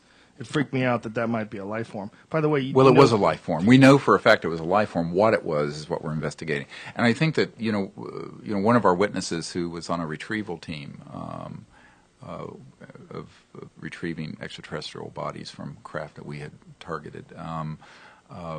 It's talked about the fact that there are many different species that have been cataloged over the years, and at one point, I think it was in the late 60s, there were like 68 or 69 or something in that range. If you look at space and look at the stars, probably every stable star system has planets around it they're discovering, and there's the likelihood that there's an enormous diversity of life out there is a statistical certainty. Even the conventional astronomers and the Drake formula will support that. The question is, have they gotten here? Well, most probably wouldn't be able to, just like we weren't for thousands and thousands of years. But there's such hubris to think that, we're at the pinnacle of technology on Earth in 2013. We're not. I think that when you begin to look at the progression of technology, once you reach a breakout point, as we have in the last century here, in fact, most of the big breakthroughs in technologies no one knows about. They exist, but they're in a classified project. And that's, I think, as big or a bigger story than the ET story, is the fact that there is a cabal of, as I said, sociopathic, misanthropic folks who have decided their macroeconomic grip on power needs to be maintained through this sort of ruthless secrecy, and where they keep from the public this information, not because they think people are going to hurl themselves off the Brooklyn Bridge because we're not alone in the universe, but because when this comes out and this information comes out, it means that the sciences already exist so that we can get off oil and gas and coal. And you know what?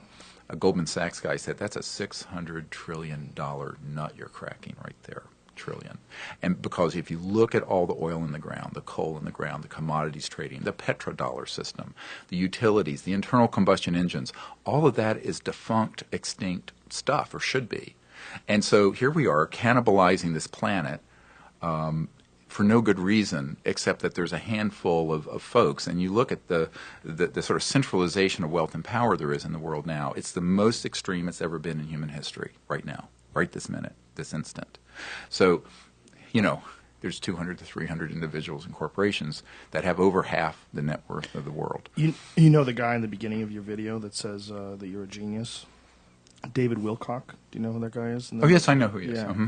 Do you know that he also thinks that he's Edgar Cayce reincarnated and shows you pictures of I have Edgar no Cayce, idea. That's news to me. Edgar Cayce's friends and how his friends look like Edgar Cayce's friends. And Really? You ever watched any of that guy's lectures? No, I haven't. Yeah. I mean, some the team interviewed him, but I don't know. Might want to do a little editing. Might want to do a little editing with that one. Not saying that anything else in your documentary is bullshit, but that guy makes my radar detector go off. The evidence that this technology has been suppressed, is there evidence that like this free energy technology has been? Yes, there's a huge amount of evidence, and do you reveal this in this documentary? Yes, there's a whole document trail, and one of the things we got some years ago was a demand from the Department of Defense to the FBI that they turn over the secret papers of Nikola Tesla that were stolen, and we have this document, and what happened to them, and what were they trying to hide?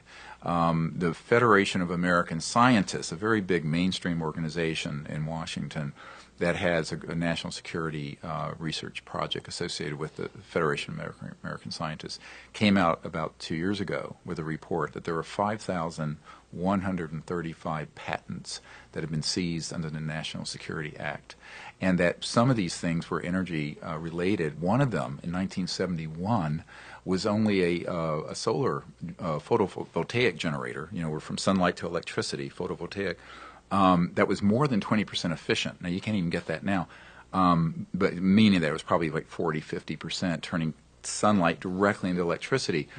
And it had a national security order slapped on it. And this mainstream scientific group says, how could that be a threat to national security? It would have been a threat to the domination of oil and coal and the petrodollar system. So, this is not a conspiracy theory. There are entities that have conspired. And you look at the wealth and power behind these entities. I mean, people have been killed for a lot less than this. It really is. That is such a loaded word, that conspiracy. It's unfortunate that it's necessary to use because it's been so co-opted. Well, I think it's really more about special interests and cartels always acting in their interests. And if you've got the power, you're going to use it. And you know what? conspire. Here's the problem. if the people allow it to happen, and I was just reading an article in the New Republic about this, that if you, whether you're letting Saddam Hussein or the Libyan dictator Muammar Gaddafi or whatever it is, or you have to give them that power. We give the power to the government ultimately by our passivity, and so ultimately, I'm not one of these people who runs around saying, "Oh well, there are these boogeymen that are doing everything, and we're just hapless creatures." If we're allowing it, if we're not part of the solution, we're part of the problem. If we're allowing it by our inaction and passivity, because we want to be bread and circus people sitting around eating, Cheetos and watching Jay Leno, which is fine, but if that's all we're doing, and we're not trying to fix this problem, then obviously the passivity of the public and our politicians who don't want to risk their career or danger, in that power vacuum, you're going to have these sort of people step. And I think there's a power vacuum that existed for a little while after World War II that gave an entry to these folks. And I think that it will continue for as long as we let them do it. I think it's pretty obvious when you look at the fact that this is the age of information, where information is being distributed more freely and more easily than ever before. Right. Yet this is also the age where the government is continuing to attack the Bill of Rights, continuing to slowly but surely restrict our rights and civil liberties, and make it so that if they deem you a threat to the nation in any way, shape, or form, they can essentially detain you. They don't have to do anything legal. They don't have to contact your family. This is all stuff that's being passed now, and that seems to me to point to the fact that they're looking at this. Where's it going? If you look at it on a graph, if you look at it, if you project the future, well, it's going towards some ultimate free information space. And if it gets to that, then it's going to be revealed exactly how much fuckery's been going on for all these decades and how much craziness has been going on behind the scenes. And it's going to come to a point in time where the government's going to have to be accountable for where all the money goes every year in tax dollars. And right now they're not. You give them your tax dollars, you don't get a receipt, you don't know what the fuck happens. There's a congressional budget meetings, and the Senate, gets together, and the president puts out his plan, and the financial people get involved.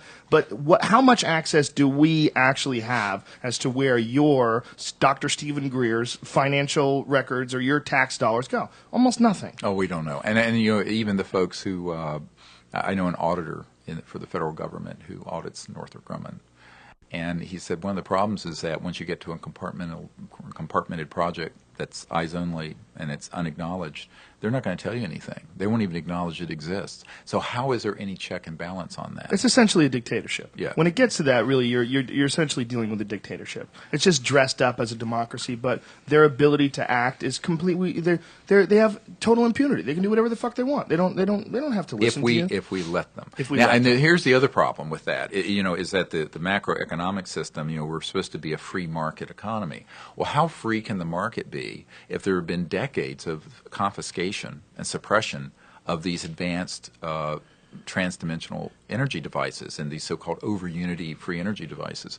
And if that's going on, it completely lays to waste the whole concept of a free market. So yeah, it's a free market if you want to tinker around the edges and come out with an iPhone 5 instead of an iPhone 4 or whatever version of this and that. Right. But let's not forget that your computer that you think is so cool, you're charging it off a grid that's a 1800s coal-fired power grid for the most part.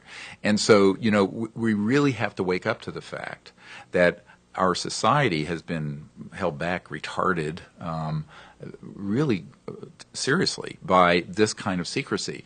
And so this secrecy is actually becoming a threat to our continued, not just our liberty, but it's an existential threat to the planet. And moreover, it keeps forcing all these unintended consequences where we stay encamped in the Middle East. And the buzzword in Washington, because of our vital national security interests. Well, that's code for oil. Just forget the BS. That means oil. Because you say, well, what about Israel? Israel has 200 or 300 nuclear weapons. And I lived there for 3 years. Believe me when I tell you, they can take care of this. I mean, if there's an existential threat to Israel, they can handle it. They don't need Big Brother America there. But don't they? I mean, don't they get a tremendous amount of funding from us and weapons? Oh, they get funding, but I'm just saying we don't. That's not the reason we're in all those vast areas of the Middle East. It's because of the oil interests. Of course. Yeah. And this becomes a question of why. Well, because if you have a device that would fit on the table here, that'd run your house where you don't have to be on the grid, or your car, put it in the boot of your car, and you have an enormous amount of power, electric. How would that work?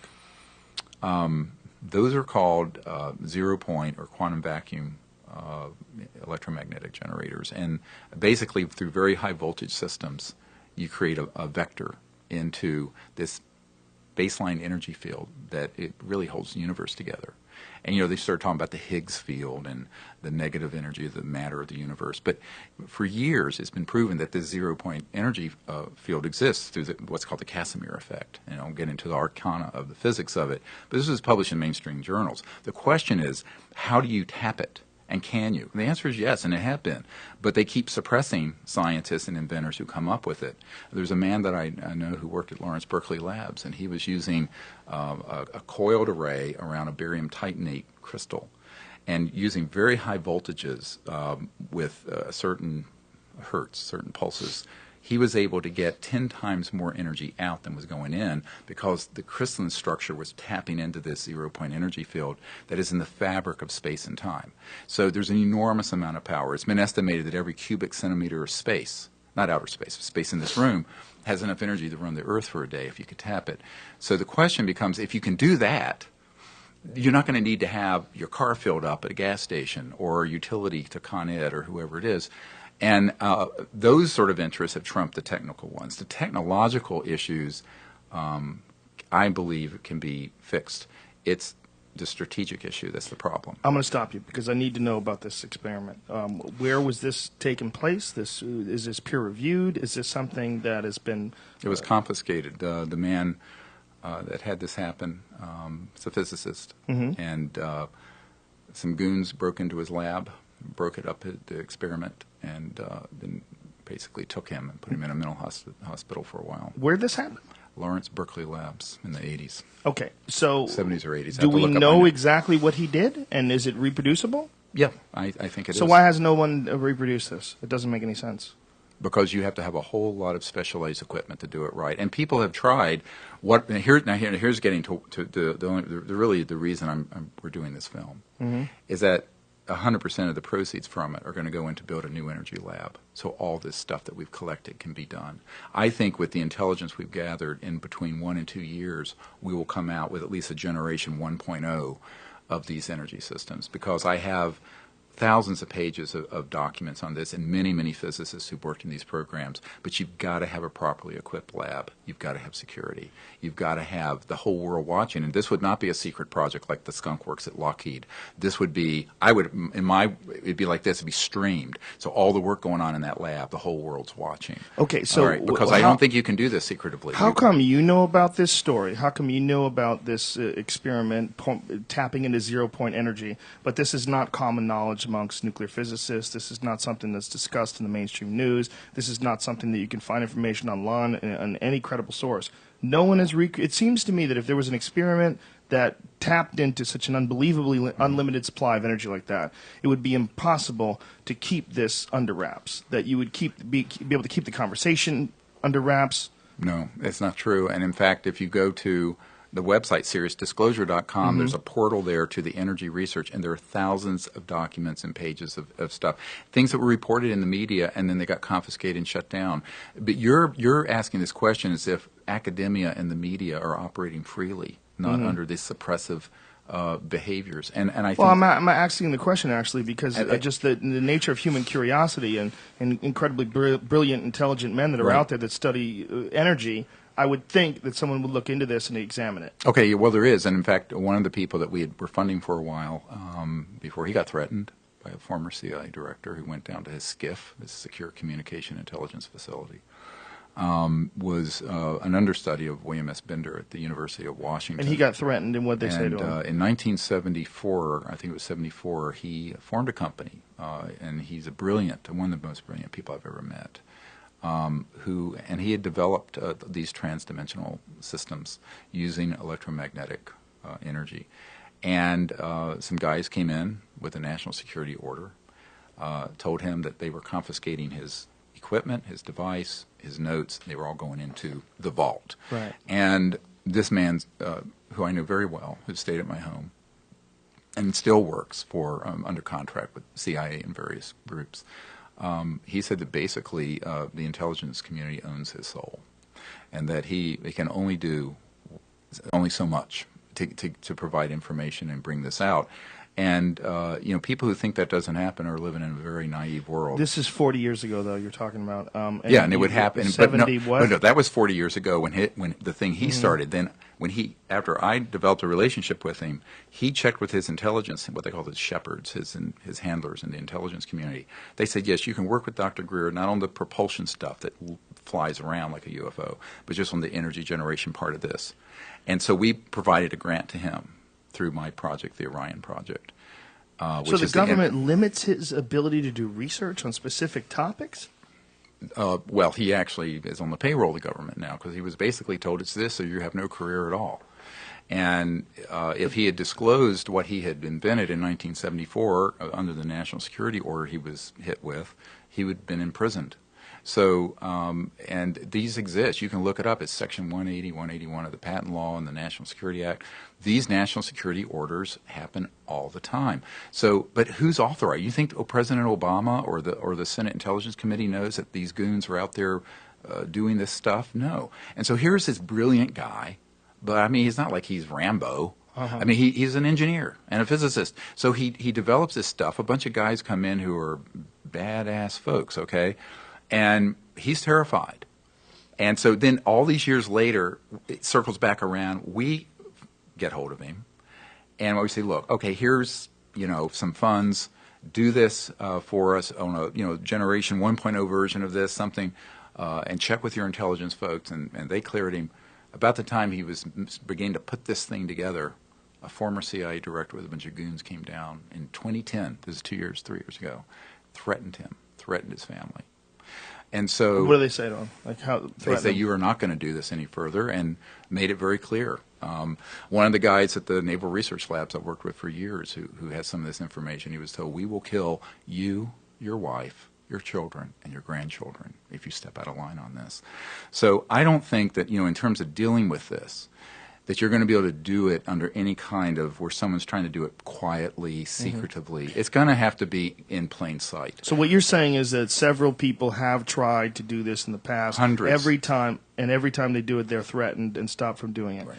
What specialized pieces of equipment would be necessary to produce this zero-point energy field thing? Well, first of all, your computer and lights here are running on 110 or 220, all right, voltage. The voltages involved in these transdimensional physics is in the thousands to millions of volts, but at very low current. And so you have to have special analyzers and generators for that. So, I mean, there is a science to this, and we understand it very, very well, actually. But building up that lab, I mean, we looked into the equipment just as like $500,000 just to do that. And so what you have to do is... That seems like nothing. If you're talking about $500,000 that can produce No, that's something... just the equipment. No. There's no building, no personnel, no staff, no nothing. Just, the machine. We estimate, we have a budget for about a 2-year program, around $6 million, to put a lab together, put these really brilliant people in it, get the right equipment, and build up these experiments and do real science. But the problem is you have people off on their own doing this that stumble across this phenomenon, and they get shut down or threatened or bought out. Then, you have the folks who will be, instead of threatened, they'll just be offered money. So a lot of people, Dr. Bearden tells this story of a man that had one of these generators, and he was testing it. It was a legitimate over-unity system. And then the guy disappeared. And the next time he saw the guy, he had a Ferrari and an Armani suit, and the guy never had a pot to pee in, as it were. And what we found with this is that a lot of times folks will just say, look, we're going to buy this. A lot of people don't believe that happens, and they think that's a conspiracy theory. It isn't a conspiracy theory. And this is why the Federation of American Scientists, when they said, look, there are 5,135 or something like that patents that have been seized, most people don't know that those national security orders can happen outside of the patent process. So even if you're not going the patent route, they can go in there and just seize the damn thing. And what are you going to do? They just seize it based on the idea that it's somehow or another a threat. Well, it's kind of like the flag and the Bible. And you wrap yourself in these things to do all kinds of outrageous behaviors. Yes. But I mean, you can say it's national security, but as this one document from the Federation of American Scientists says, how could a solar voltaic system be a threat to the national security? Mm-hmm. It would be a threat to the special interests that are calling the shots. So the question becomes, who's really calling the shots on these sort of decisions? Is it in the interest of we the people? No, it's in the interest of folks who want to protect their cartels. What is your take on guys who have come clean before, guys like Dr. Robert Lazar? Is that guy full of shit? He's the guy from Area 51 that came back and said that he was back engineering some alien craft, and very compelling to listen to, very interesting guy. But from what I understand, Dr. Stanton Friedman questioned him and, in fact, called him a fraud and said that some of his educational background was kind of made up. Right. But and here's the problem with any case where you hang it on one person like that. Is very risky, and that's why I've tried to resist that. I mean, when we started putting together the people who knew about the nuclear facilities with UFOs coming over, I didn't want one or two. I wanted half a dozen or a dozen, and that's what we have. But the more spectacular the case is, if it hangs on one person, and the other question is, where's the corroboration?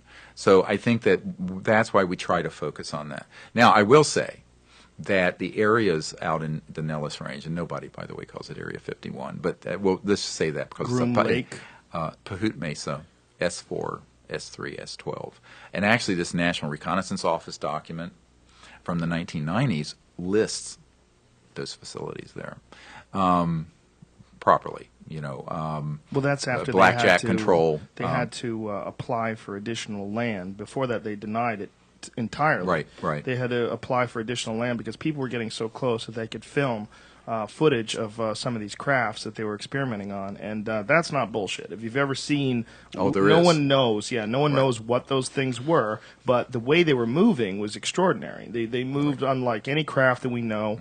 I would assume that if you look at what we're doing today in all different parts of the world with drones, especially these drones that have Hellfire missiles that can be fairly accurate when you're considering that they're being operated by someone halfway across the world. Right.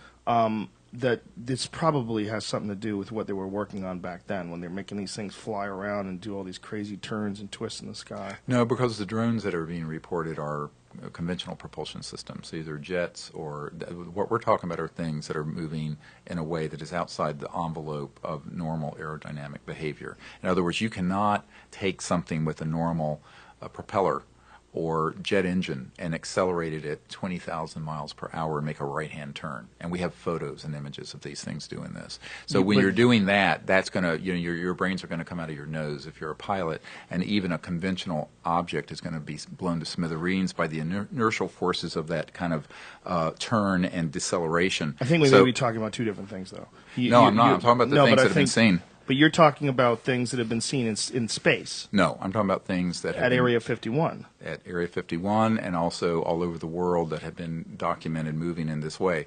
Those are moving, and I'm quoting actually General de Brouwer of the Belgian Air Force chief, who said this is outside the envelope of any conventional aerodynamic system. I'm not questioning that, but what I am saying is that the things that I've seen as far as videos from Area 51 with these unidentified objects, whatever they were, moving across the sky, they weren't moving that fast. They were moving conventional speeds. Oh, that's conventional. So that could be, but I'm talking about the things that I know that have been imaged out there, including a daytime object.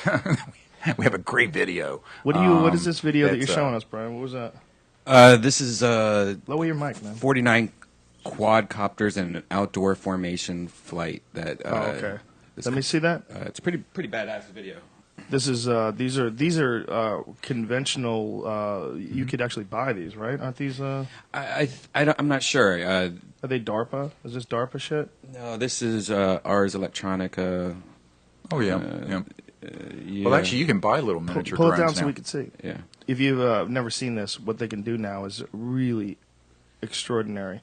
I mean, this is all these drones moving Or what do you call them? What are they? These are just like little toys almost. Yeah, they are. Yeah. But I'm sure a lot of people saw this in the sky and was like, "Oh my God, what the fuck's that?" and called it, UFOs. Yeah, look how they move. I mean, this is really amazing stuff. They move in a geometric pattern in the sky that mimics galaxies. All right, that's cool. So we know that there's some things that, I mean, these are obviously terrestrial crafts. This is something. Look what they're doing. I mean, that's amazing. This is not UFOs. This is, no, of course. This is identified flying. I mean, not objects. everything that people see that they don't know what it is a UFO. I mean, it's unidentified to them, and it may be flying. But I'm talking about things that are really quite amazing, like this one photograph we have of this triangle that's going like this, and then makes a right-hand turn and it's going enormous. A photograph or a video? Photo. Can we see this somewhere? It's. I don't know where it's going to be in the film, but it's going to be in the film. But it's available online, isn't it? I mean, it must be. I don't know. How long has this been around for? I'll have to look it up. Would, I mean, I don't have that, the cut of the film in here, but this is one. There are a number of these. But this is a very compelling piece of evidence, in your opinion. It's an amazing photograph. Why wouldn't you put that online immediately and say, "Hey, you got to look at this. This is a compelling piece of evidence." I think it is online somewhere, but I mean, I just can't tell you where. We have thousands of pages on our website. You can if you go to SeriousDisclosure.com, you can click through, and there's a whole photo gallery and all kinds of stuff. Oh, really? Okay, go. I don't know if this particular one is in that photo gallery, but for example, you look at the Vancouver Island photograph of a few years ago. I mean, I think it was in the 80s. Daytime, disc with a dome. It is not photoshopped. It was studied at NASA Ames. It's probably the clearest photograph ever taken, broad daylight.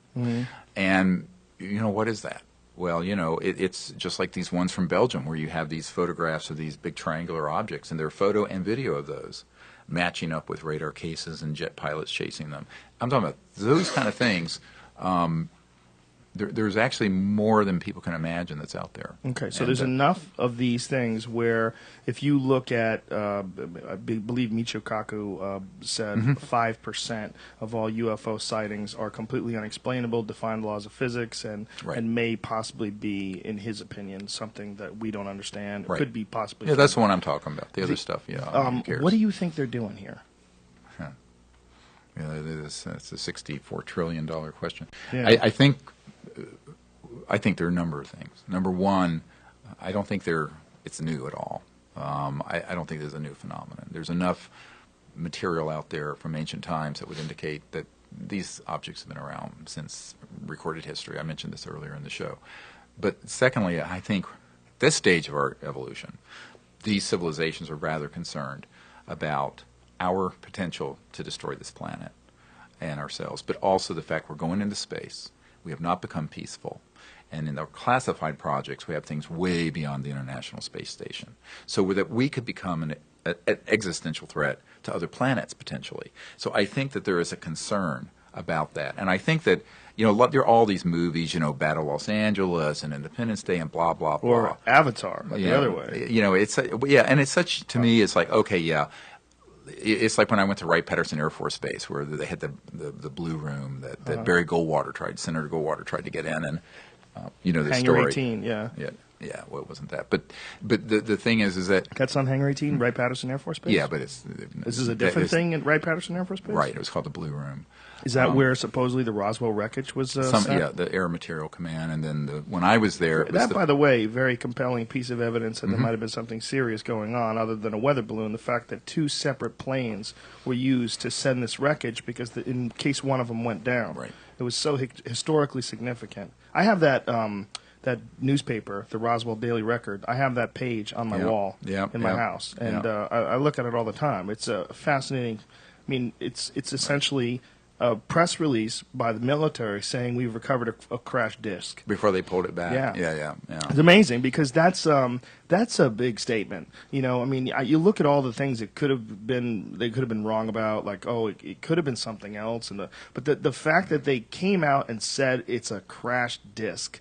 That had never been done before. That really was one of the first. I think some heads rolled over that press release, but because they had to pull it back. Well, then they did that ridiculous dog and pony show where they brought out this shitty-looking aluminum foil. Yeah, it kind of looks like a Mylar thing. It's hilarious. Yeah. That's quite hilarious. And the government, I mean, if you just look at the history of deception that the government has in dealing with the American public from the get-go, and whether it's with the Gulf of Tonkin incident or whether it's what happened with the Contras and the Sandinistas using taxpayer dollars and black ops from selling cocaine in the ghettos of Los Angeles to fund rebel armies. If you just look, you got to know they're not telling the truth. Why would they tell the truth? If it was just a weather balloon, would they really put on this fucking dog and pony show where they'd have a general sit there, or was it Colonel, whoever it was, on his knees pointing out all the rest? Look at this. It's just wreckage. Right. Well, that's what Colonel Corso said. Yeah. That it was. There's no question that this was something very legitimate. And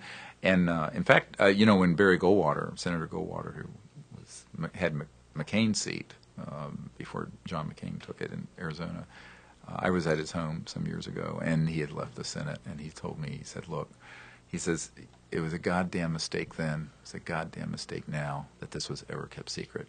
But he was an Air Force Reserve General, and he told me, Senator Goldwater said, look, I asked Curtis LeMay, General LeMay, to get me into the Blue Room at Wright-Patterson because I wanted to see this stuff, because he had heard reports from other pilots about UFO encounters. And Senator Goldwater told me that Curtis LeMay said, look, Barry, I can't even get into that area anymore. And if you ever ask me about this again, I will personally see that you are court-martialed out of the Air Force Reserves. This to a sitting senator and a guy who'd run for president, of course, in 1964. I wish I knew whether that actually happened. Yeah, no, that's amazing. I love those stories. Well, I was sitting there with the senator, and I have a guy who was there with me. And, when I asked him, was Curtis LeMay serious? He said, yeah, like a heart attack. He says, I never brought it up again. And so the question becomes, when you have someone like Curtis LeMay who admits, and if you Google who he was, who admits to the fact that at a certain point even he was being kind of sidelined in terms of access of this information, and then threatens and says something like that to a sitting powerful U.S. senator. They were good friends. I mean, they were buddies. There's something going on here, and I've heard too many accounts like that from these sorts of people, and I think it's a time for people to understand that ruthless people are out there, and they do this sort of stuff. So when what happened for the last 60 years continues to go on and on and on, the people who try to move into this, who are politicians, end up hitting the same buzzsaw that Senator Goldwater did.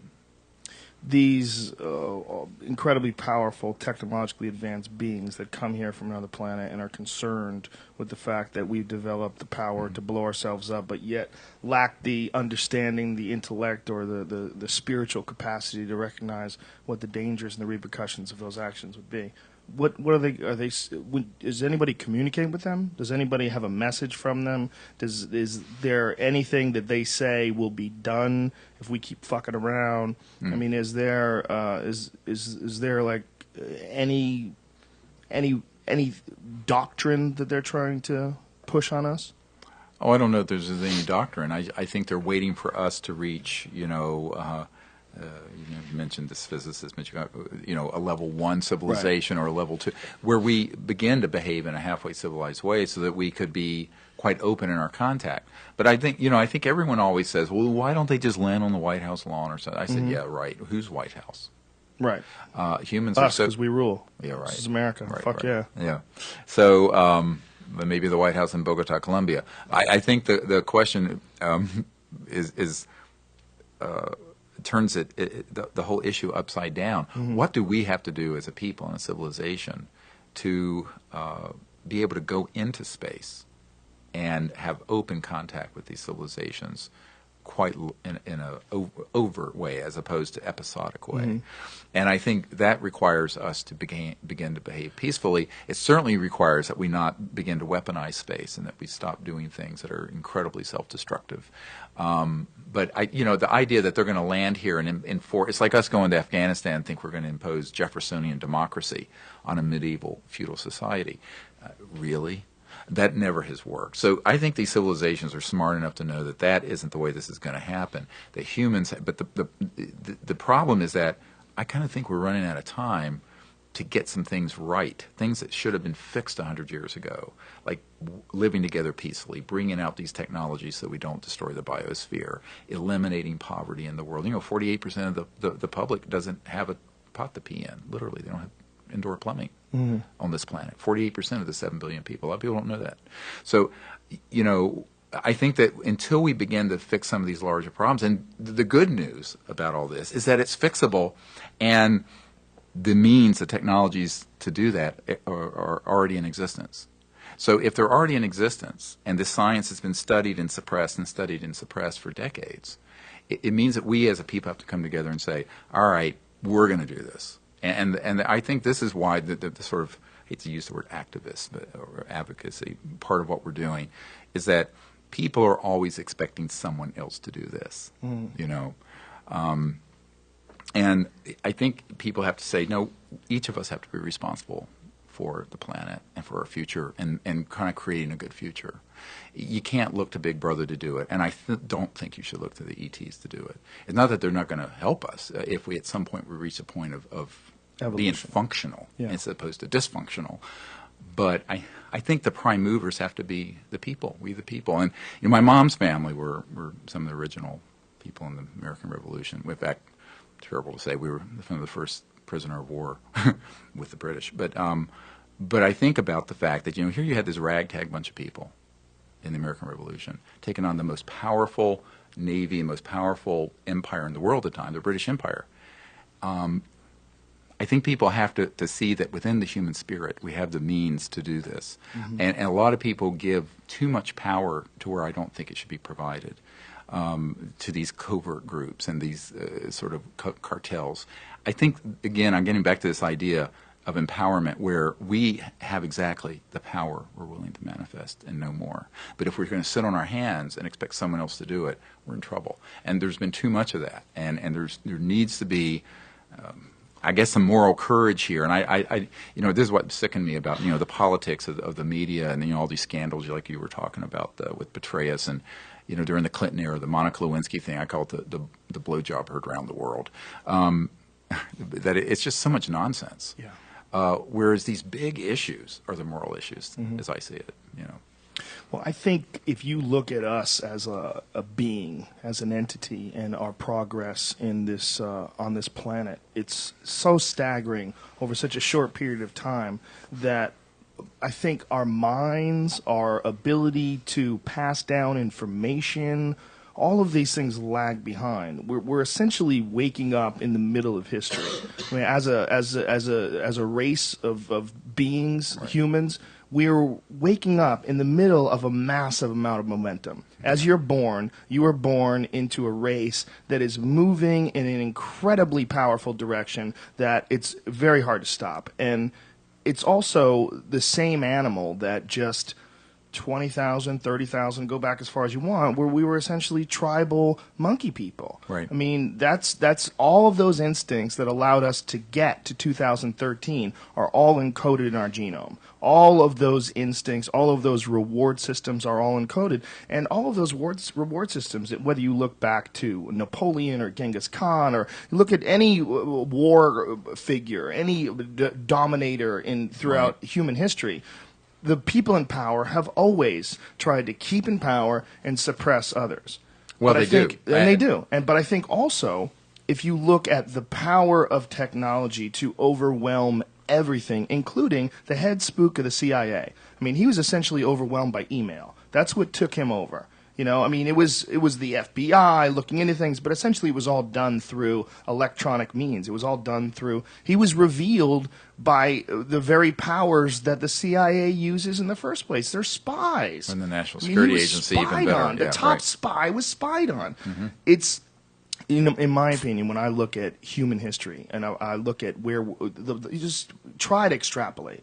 When I try to extrapolate where we're going, it seems to me that it's all symbiotically connected to technology, and that seems unavoidable. That's why I have such a hard time with the idea of someone creating some 0-point energy thing that's not that people aren't looking into. Enough people know about what Tesla was working on. Enough people are fascinated by the ideas of wormholes, and I just would think that more people would be involved in this, and that the government, with all its shady, nefarious arms, wouldn't be able to put out all of those fires. But a lot of it's self-censoring. For example, I'll give you a really good example. There was an academic guy that I was talking to recently, and he was wanting to push into this issue. And basically, he was told, no, you're not going to do it at this university because this is violating the second law of thermodynamics and blah, blah, blah. You know, in a rational world, which is what you're talking about, I would agree with you. But we don't live in a rational world. We live in a world where there are a lot of emotions and power hierarchies and all kinds of dysfunctions. And so you have to factor that into the equation. And I don't think you can underestimate the reach of the national security state, not just here but around the world, to put out these fires, no matter how many times they try to surface, unless it's done in a very large way. And I didn't believe that, and I've learned the hard way trying to do it in a smaller fashion.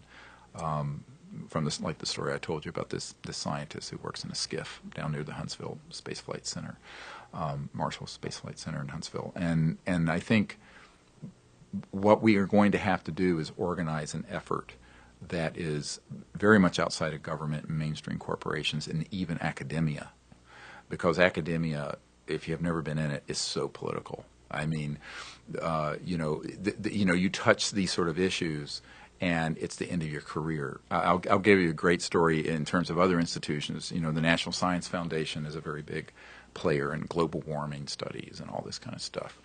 And the deputy director of that, and Dr. Bob Carell, and I had a long meeting with another person who was one of the 5 directors of NASA back some years ago. And he was very interested in exactly what you're talking about, these sciences and studies. And I said, look, we need some people at the National Science Foundation to really take this on as an area of research, development, funding, et cetera. He says, it'd be the end of my career if I did this. I said, well, here, it's the future of the Earth or your career. What are you going to choose? Let's choose the Earth and our future. But the truth is, everyone puts their pants on one leg at a time.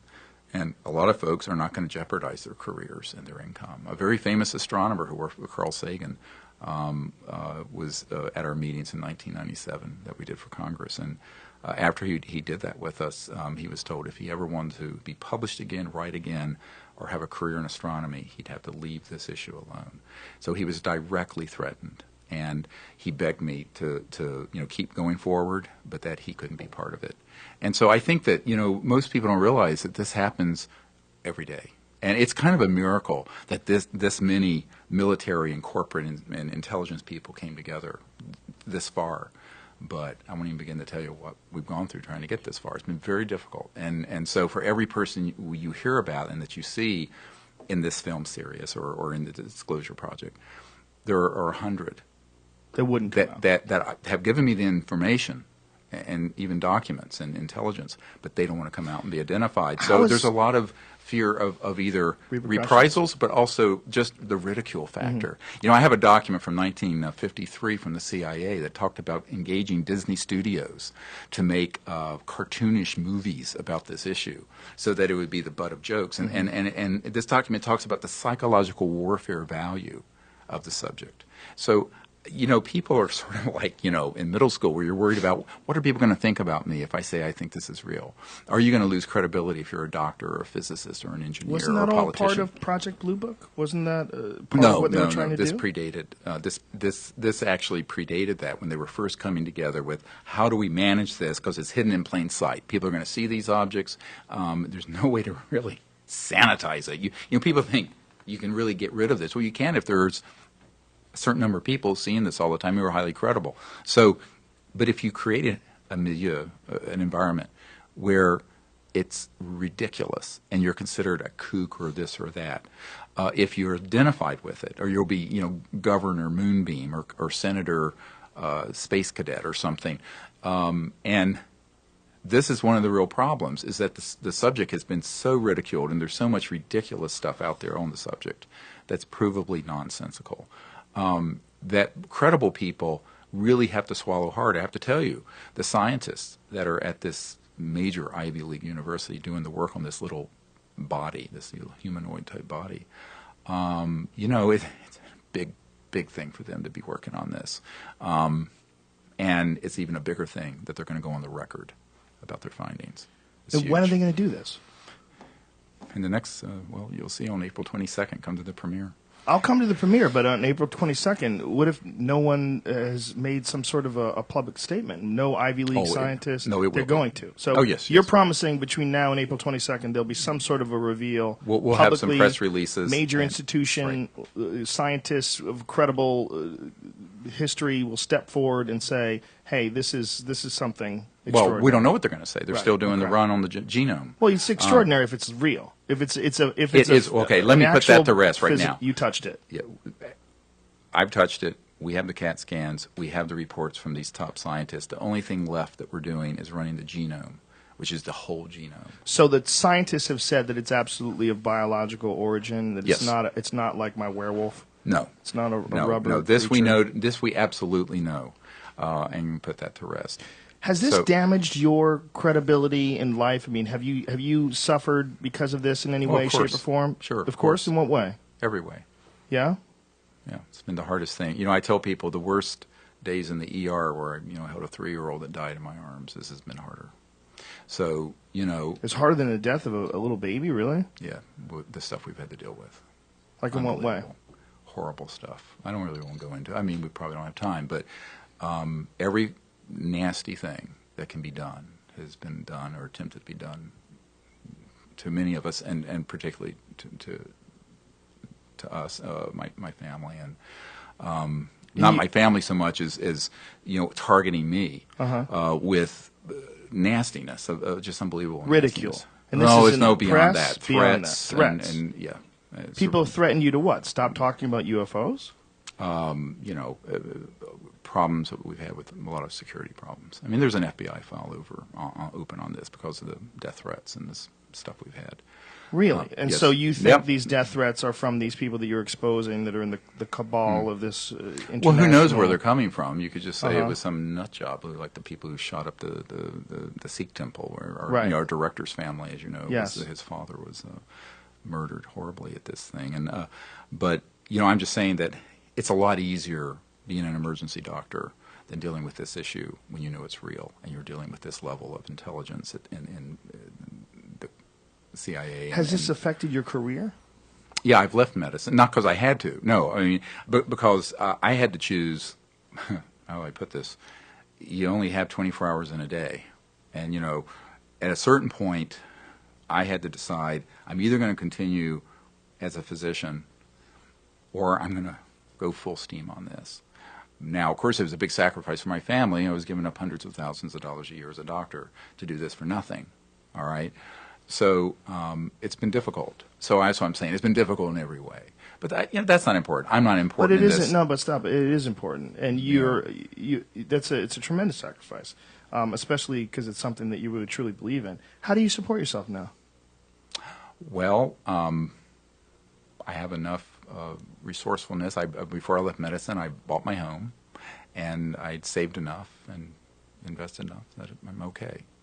And then I have a little bit of income from some of the books and things, but I mean it's very modest compared to what I would have been making. I probably in the aggregate have given up around somewhere in the neighborhood of $5 to $6 million in income doing this, which I actually don't regret at all because I don't care about the money.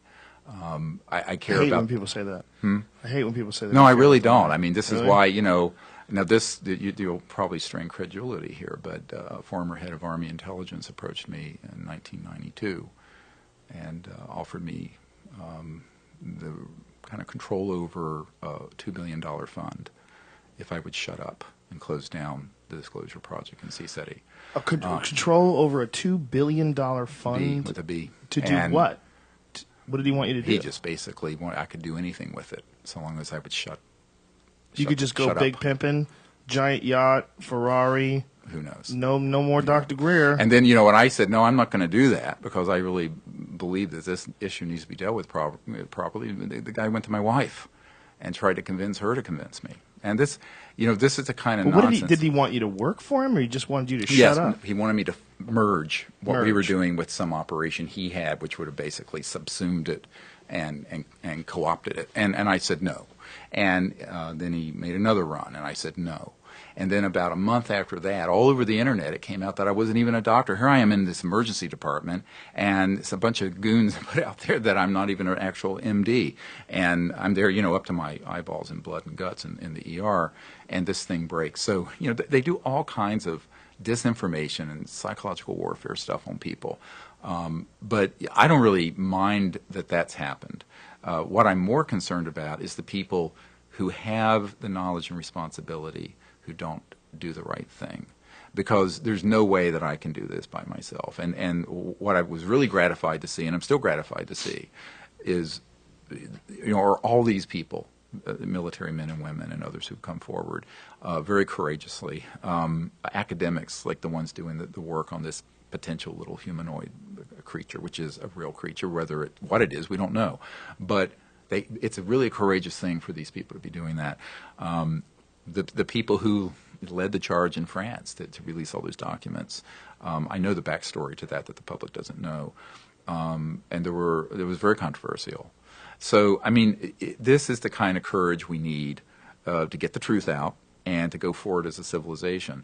And so, you can't buy it. You got to have it. You got to manifest it from inside. Are you getting income from this? No. You don't get any income from this? No. This is, and what's beautiful about Sirius, the movie, is that it was all crowdfunded. No one on my team has taken any funds from it. It's all gone into the production of the movie. You don't even take a salary? No. Oh, no. No, it's all gone into the film. But you list expenses. Like, don't you list several hundred, like $270,000 or something in expenses that you charge to create this film? But that's the production company, because I'm not a filmmaker. Right. And I don't ask me to turn on a camera. So the money we have goes people to this production company, and yes, and then of course we're gonna, we have to organize the premiere, and of course being crowdfunded, you have to fulfill all the incentives for the crowdfunding. I don't know if you know how crowdfunding works, but I want to thank everyone who's listening, by the way, Did you do for the generation. Kickstarter or something along those lines? Yeah, we did Kickstarter and then our own private program, and we have like 4,000 people who have contributed funds to this, which is really a huge number of folks. And by the way, all of you folks who've done that, I just want to, can I say this? The premiere is going to be here in Los Angeles on Earth Day, April 22nd, at the LA Live, the Regal LA Live Cinemas downtown, the Premiere Theater. And so that's April 22nd. If you want to come, you can kind of sign up and get tickets at SiriusDisclosure.com. I'm writing that in my calendar right now. I'm going to try to make that. That sounds really fascinating. Hey, tweet it for us, and you're invited to come. You'll come as my guest. Please, I'll tweet the shit out of it. I'd love to have you as my guest if you want. I would love to go. We're going to have a red carpet, and we're going to invite some other people here in Hollywood and in the business. And it's going to be an exciting event. I mean, the theater only holds 809 people, of which about half of those seats are already spoken for. But those of you who want to come, just hop online, and the system is set up so you can do it all digitally. It's not going to be tickets at the door though. Okay. What is this thing that you're doing where you lead people out into the desert and you have them make contact with something, ethereal crafts and beings, and what is that? Well, that's the whole CE5 concept I was talking about, Close Encounters of the Fifth Kind, that we're using these different protocols. And by the way, there's a smartphone and an iPhone app for this that you can get at SiriusDisclosure.com. So it has all it'll actually turn your phone into a magnetometer. It has the tones that were recorded in this crop circle of this weird energy that came into the crop circle. I can get this on my phone right now? Yes, you can download it. What is it called? It's called the Contact app. I'll you can go to SiriusDisclosure.com, and there's an icon there, and you can link, and it goes to either the iTunes store or the Android store. Okay, and tell me what happens when you take these. You'll take anyone out there? Do they have to go through a screening process? Yeah, there's an app. I mean, it's a course. We do about a week training of people in remote viewing and the protocols of contact, and there's sort of the whole concept of it, but also how to look at the night sky. You go out with satellite charts. We have fourth generation night scopes. We have really good cameras. And in fact, we're going to be doing one in Colorado in June in the high desert. I have some land up there. What is the actual name of this app? Because there's a couple contact apps. Well, again, you have to go to SiriusDisclosure.com, and there's a link there for it. The name of it will be on the site. You don't know the name of your own app?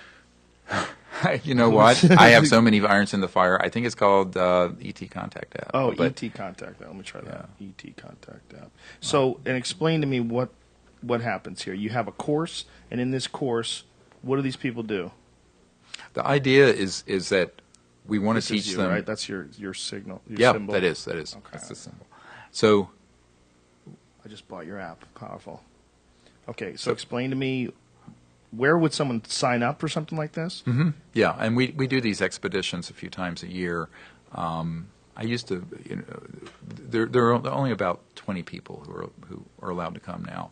20 at a time? Mm-hmm, because I can't handle more than that for a week out in the desert or out in the mountains. But and I just don't have time to do it more often than the 4 or 5 times a year that we do them. So you essentially do it quarterly. Mm-hmm. You the seasonally, but the schedule is up at SiriusDisclosure.com. There's a place. Where do you bring these people? It just depends. I mean, like the next one's going to be in the high desert of Colorado at about 8,000 feet. There's a remote area near the Great Sand Dunes that's had a lot of reports of UFOs and contact. In fact, the film director and his crew were out there last June, a few months ago, in 2012, when we had this disc fly over, and then a jet came in to intercept it, and it just, and that's going to be in the film. It's really cool. You have a video of that or a photo of that? Both. Mm-hmm. Really? Mm-hmm. So you have a video of this disc in the sky, and then a jet approaching the disc, and the disc probably coming out of Colorado Springs, because it was coming out of that direction. But yeah, it's really pretty cool. And of course, I think when the director saw this, he went, oh, "Wow!" And who put this video together? Who made it? Who filmed it? The film crew, for Sirius. So you, wow. So you have this. You have. I want to make sure that I'm real clear of this. You have thousands of these videos. Well, there's one. If you go again to this website, you'll see that there's a section for the contact expeditions and the CE5 expeditions. And a couple years ago, we were up on. There's a mountain north of here called Mount Shasta near the Oregon border, in the Cascade Range, and it's a volcanic mountain. And we've gone up there a number of years, and we've had these objects that have appeared, and one of them was actually in the field. We had our night vision camera running, and it lifted up and does this, and then does like this corkscrew and dematerialize in the sky. We have this on videotape, and it was during one of these expeditions, and it's a really amazing bit of video. Is ball lightning a real phenomenon? Oh yeah, sure. And but that's not. This is clear skies, no weather. But coming up from the ground. But don't they? But doesn't ball lightning have something to do with? There's certain types of visual phenomena that have to do with tectonic plates and pressure and stress. Piezoelectric. Yeah. What is that? No. Well, that's very different. Also, that'll be just sort of a discharge, like an electrical discharge. So you just see it, and that's from the rocks. And usually, it's when there's quartz. The pressure of it and electromagnetic energy will build up and it'll burst out. But this is an object, and you can see it quite clearly, and it's right at the edge of the speed of light because it's kind of coming in and out of this dimension. It's a really great video. And there were like 30, 40 people who saw this happen. So we do this. I've been doing this for 22 years. And what are you showing up there, Brian? What is that? It was one of these objects that came over. I think that was at Mount Shasta. I'm not sure. It's my laser, and it's this object that came right over. And we also train people to always go out with satellite charts. So you know when the satellite. This is your footage. Mm-hmm. Of this thing flying in the sky? Yep. Whoa. And that's your laser? That's I have a big, it's one of these. I got one of those. Yeah, it'll go 100, 200 miles into space. Now, when you were filming this, are you trying to contact them? Like, what are you trying to do? We had. So we do the protocols where you do the remote viewing, set up the vector to show them where you are. We play these electronic tones in the space, and then have electronic field detectors out there. So we'll have magnetic field detectors, various laser detectors, other electromagnetic spectrum, and those will begin to go off, and then we'll have an object fly over, like this object here that was right near us. It comes right outside. So what people have to understand is that if you have an object that is coming in and out of dimensions, it's not going to necessarily look like a 747 or even a flying saucer. It's going to be in various energy forms, and this is the weird sort of effect. Most people don't understand that 99% of the time an interstellar civilization doesn't have to be in linear space-time if they have that kind of physics. So what happens when you go beyond the speed of light? All right, you're going to not have anything visible, but if you begin to have an energy discharge into an area of space, and it's very close to this dimension, it'll start to give off an energy field, our corona. And so one of the witnesses we have was at a nuclear hot base out in Oklahoma back years ago. I think it was in the 70s. And there was this object that was in the shape of a UFO, but it wasn't solid. And it flew over what they call the hot, where the jets were hot loaded with nuclear weapons. And the alarms went off. But he says this thing was not solid like this is, like your rock salt. It was, you could have walked right through it, but it was in the shape of a craft. But it was shifted so that the matter was all energy. And of course, matter is energy. So the physics behind this gets into some really arcane stuff, probably beyond the scope of the show. But this is part of what we're teaching people when we take them out, is how do these objects appear? What might you see?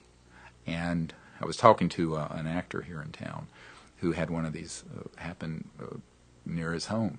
And it was very palpable, very real. But it wasn't. Can you tell us who the actor was? We could tell you not they were full of shit. But there are a lot of people who've had these sort of experiences. They don't want to talk about it, right? Because they're afraid of being ridiculed, right? But when it was described to me, I said, "Oh yeah, that's classic." They really? I said, "Yeah," because if it's not a Lockheed Martin, anti-gravity, and it really is ET, the weirder it is, the more likely it is to be ET. And this gets into the whole question, what are you looking for? So we train people to know kind of what to look for versus, if experimental aircraft, normal aircraft, space objects and junk, satellites, and then the stuff that's the weird end of it. So the weird end of it. Yeah, the really cool stuff. The really cool stuff. You take these people, you bring them out to the high desert, you tune them into whatever frequency through whatever methods of meditation or what have you. And these ships, are they just waiting for someone to email them, to send them a signal? You know what I think? I think that they've actually been waiting a long time for people to do something besides just passively look at them. Do they have to? But what I'm saying is, do they have to load up the ship? Hey, we got some fucking people in the desert. Everybody, get on board. Let's go. How are you getting them to manifest? I'm not getting them to. But how is anybody getting? How is the signal being recognized by them? Because I'm quite convinced they have electronics that pick up on this, what we were talking about earlier, this conscious field of coherent thought. And this is, again, the most controversial end of what I'm doing. To me, it's the most interesting also. Before I was a doctor, I was a meditation teacher. I don't know if you know that. But no, I didn't know that. Yeah. What type of meditation? Mantra and Vedic. So Okay. I was Vedanta and Vedic meditation. I learned Sanskrit and learned to teach people meditation. So that was my first sort of career, if you can call it a career. It was an avocation as much as more than a vocation. But and it was because of the result of this near-death experience. And I began to realize that really the thing that is most intriguing about all this is that free energy is like late 1800s to mid 1900s. Anti-gravity, mid-40s to mid-50s.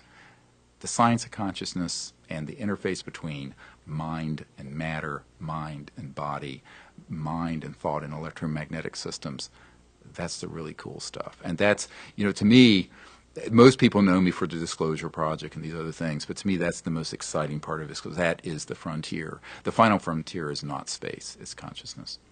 So you take these people out, there's 20 of them, and you spend how many days out there?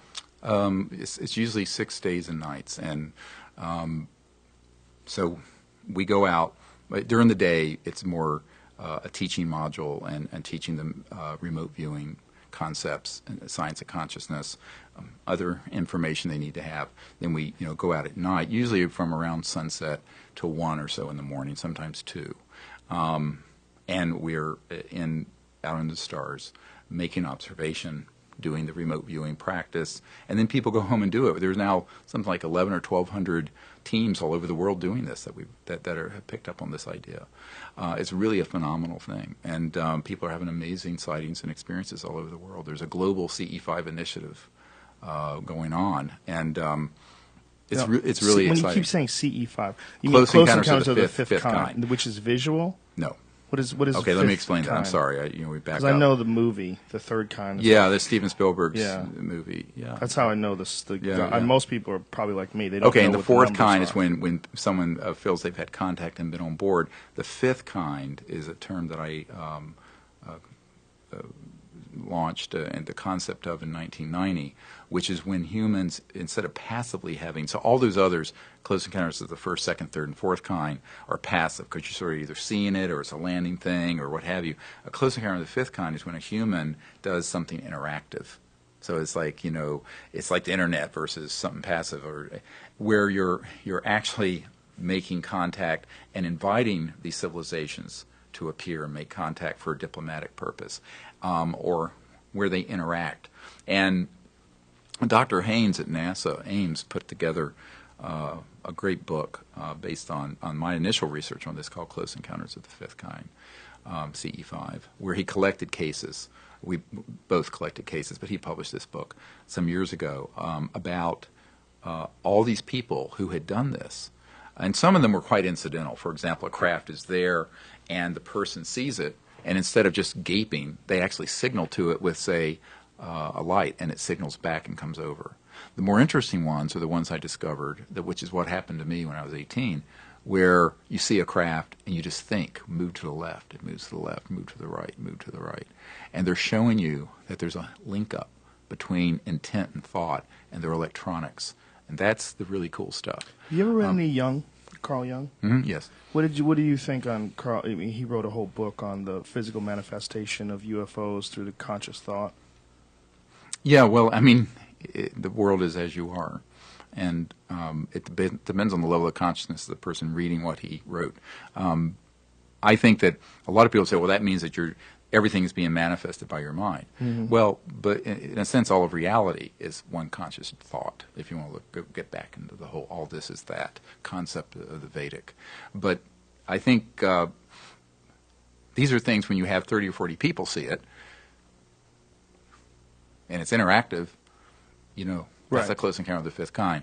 So it's not your imagination doing that, particularly when you didn't get video. And I don't even think he was necessarily saying it's your imagination. No, but he was, a lot of people don't understand what he was saying. Mm-hmm. And I think that he was really talking about some deeper aspect of what is mind. Right, what is mind? What is mind? And what effect does consciousness have on physical matter? Right, and it's huge. Yeah. It's huge.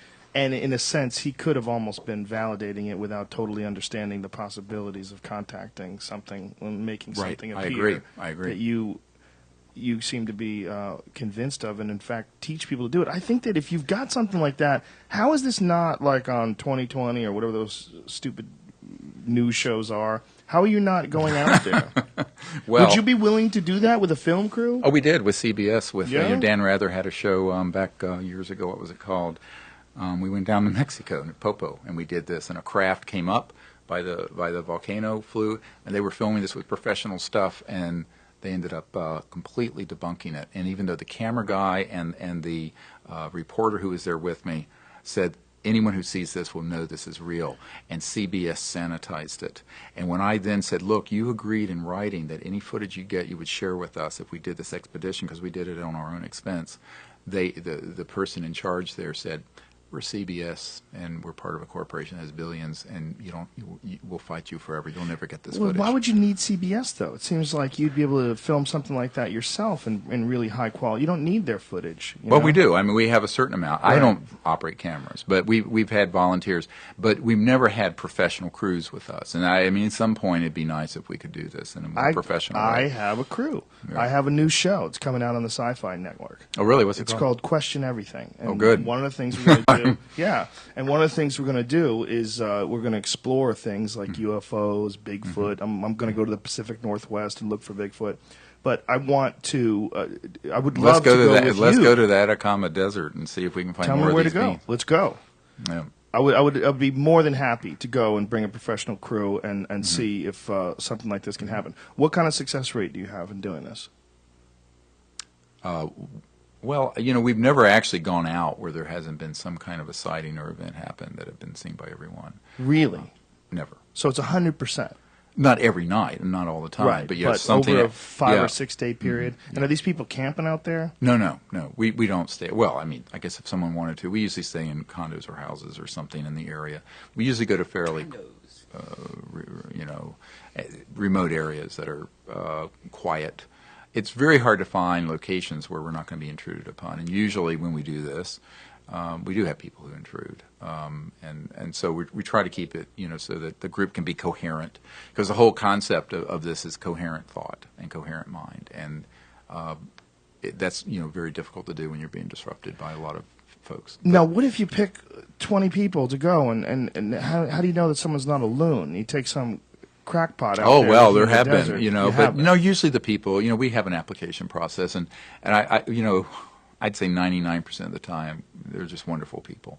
Right. And, they're very sincerely interested in learning about this. And I think the science of consciousness component of the whole, what J. Allen Hynek called the high strangeness part of UFO encounters, becomes very compelling for people who've had contact and understand that when you go beyond the speed of light between star systems, you're dealing with something that's way beyond your cell phone and a Ford Explorer, and people who get that, who get out of the linear box and begin to look at that, and then begin to experiment with. A lot of the people who come on these are people who have gotten the app or learned about it, and they try this at home, and they have an amazing sighting and encounter with a small group of people or a family, and then they want to come and try and do it more. So to me, that's the next phase of all this is, disclosure, bring out the energy and technologies, but then it's about the public understanding that, why doesn't everyone just go out under the stars instead of sitting and looking at television and try some experiments, experiment with thought and mind and light and tone and all kinds of floating interesting things in space. Haven't you encountered things that are in closer proximity to the ground? Oh, yeah, and some very odd photographs of what you might call transdimensional images that look like almost like a hologram of a being that floated right outside of our circle at Joshua Tree National Park, not too far from here, back a few years ago. You have photos of this thing? Yep. Where can someone see that? It's on the website, SiriusDisclosure.com. If you link to the CE5 part of it, there's a whole section of this strange luminous thing. The photograph of that, it was a 3 or 4 second exposure. And what was seen right before this happened, which is really important for people to understand, was something about half the size of about the size of my fist or a little bigger. It was like a sphere that floated over the desert in November of '09. And several people saw it. And then we heard what sounded like a group of people talking. But with our night scope, there's nothing there. And then, so a woman on my team took her camera and just had a 3 or 4 second exposure, took a photograph, and in that area where this had happened, there was this being that was... And did you see this with your eyes, or is this just... No, because this would have been in a flash, but it's in the digital... Is it possible that it's just an artifact? No, it's not an artifact, absolutely not. Why is that not possible? I mean, flashes always produce artifacts. They produce she did not use a flash. Oh, okay. It was visible. The flash was... So in other words, this was no flash bulb. We don't allow flash photography when we're out. You got to have good night scopes. You have to have good cameras. You can adjust the ISO and the aperture and all that. Campfires? No, we never have campfires. No? There's a complete darkness. The most you're going to see when we're out there is maybe an LED on a camera. So whatever this thing was... We know what it was. You think it was... Yeah, I'm very confident about what it was. Have you ever been aboard a spaceship? No, well, I've had some really amazing contact experiences that are classic.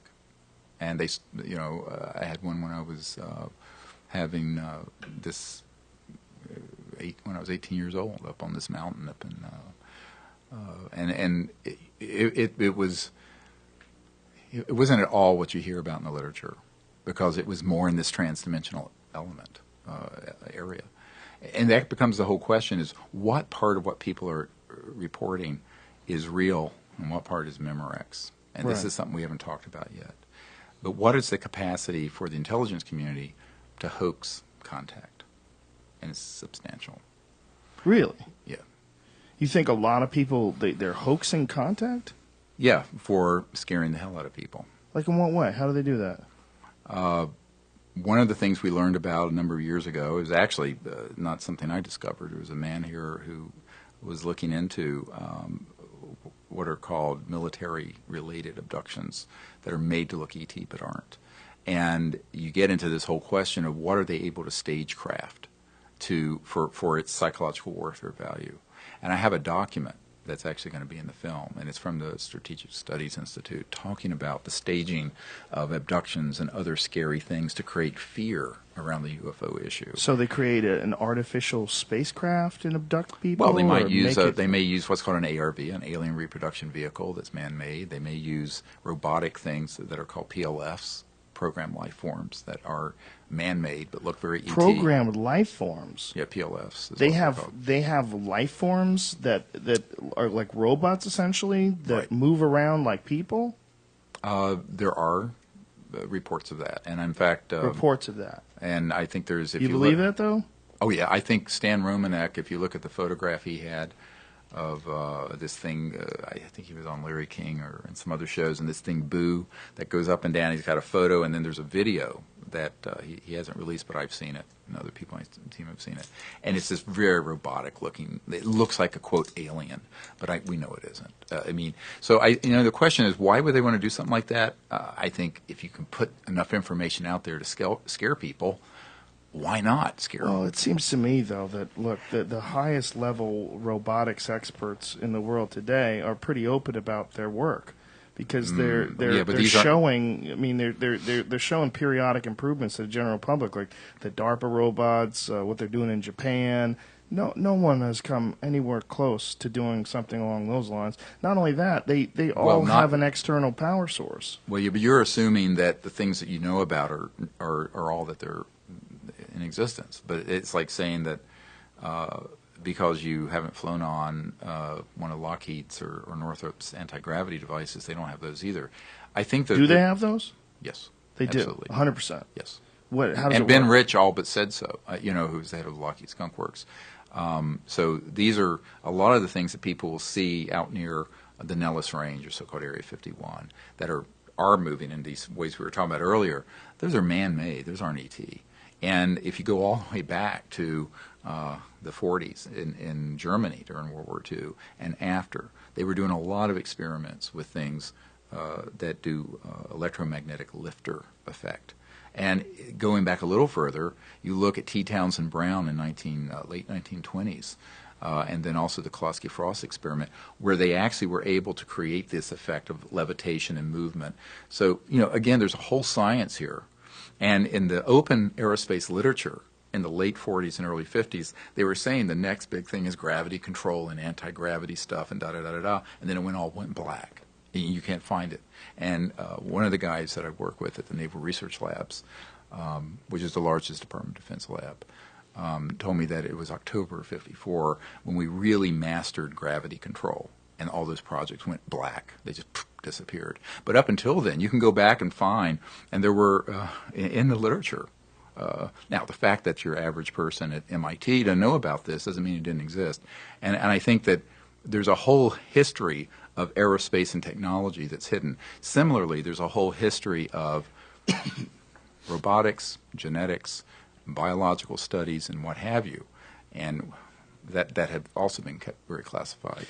You are either one really nutty dude, or you are a guy who has tapped into one of the craziest pieces of information that's being suppressed from the American public, and there's no room for a middle ground. Well, I know that every word I'm telling you is true. I believe you. I believe that you believe that every word out of your mouth is true. I do believe you. But this whole thing is so strains credibility. All yeah, of it. it does. All of it does. Yeah. And you know what? I was told years ago that if you really told the whole truth about this, that it'll hide itself because no one can believe it. Mm-hmm. So, you know, it is kind of through the looking glass and down the rabbit hole on this subject. And it's a real problem because how far do you go in terms of telling what you know and have discovered? Well, it seems to me that you tapped and into like a way to show people. Yeah, well, I mean, but who's looking? I mean, it's like this FAA guy, John Callahan, who said, I've got the radar tapes, I got the pilot reports, but who's looking and who's asking? Right. Well, not 2020. You know, I mean, you asked about 2020. The guy who's executive producer of that came out to my house. I gave him 35 hours of digital stuff of all these top secret guys, all the documents, all this stuff. He said, this is the biggest story. It's either all a hoax or it's the biggest story in history. I said, yeah, well, I think it's the latter. And he says, I want to do this story. I said, I don't think they'll let you. And so we went back to corporate ABC, and a couple weeks later, he said, Dr. Greer, they won't let me do this story. I said, who are they, Ira? And he said, well, you know who they are. And I've had producers. They're like, this crazy motherfucker. We're not spending no. money. This was the executive producer in charge of the show, of both Primetime Live and 2020. And he's now with 60 Minutes. But I think that what... I'd love to talk to him. What's his name? Yeah, Ira Rosen. I'd love to talk to him on the Question Everything show. That'd be fascinating. Well, you know, I think that this is the other big myth is that when you start dealing with the big media, that it's a free media. It's free to a point. I mean, it's no problem if you want to drill down on someone's sex scandal. But if you really want to deal with this issue, there's going to be a phone call. And you know, one of the documents that's up on our website, I wrote an article called Media Play, and in it is a document I got from the 1990s from the CIA that talks about how the CIA had embedded in all the major media people to change, alter, or stop stories. And this is an official document. So, you know, if the public listening out there think we really have a free market and a free media, you know, wake up. This is simply not the case. So I think that one of the challenges we've had is that it's kind of an article of faith that if all this were true, wouldn't the media just really want to cover this? And I say, yeah, there are some really good people in the media who wanted to, but they're not allowed to. And so then there's the way, who controls the big media? But I'm not talking about your show. Yeah, because I mean, how many shows are out there dedicated to looking for UFOs? There seems like there's quite a bit, and those shows are owned by, you know, big media companies and networks that promote these shows. Yeah, Do you think it's just bullshit, and what they're doing is paying lip service to it and not really looking, and they're just covering the controversial aspects of it to get viewers? Yes, I think a lot of it's shock and drivel and bread and circus. And I think that you then ask the question of, you know, years ago when I was on Larry King, and afterwards I got this note from his producer that said, this is one of the most popular shows we've ever had. And so if it was just about ratings and just about whether there was anything legitimate there to cover, this would be in the news all the time. So there's something weird going on here, because they'll cover all kinds of sensationalistic nonsense. But, you know, you have dozens of top secret witnesses, you have legitimate government documents, you have photographs, video, or you have teams like ours going out having these sort of experiences. That isn't covered. You have to ask the question why.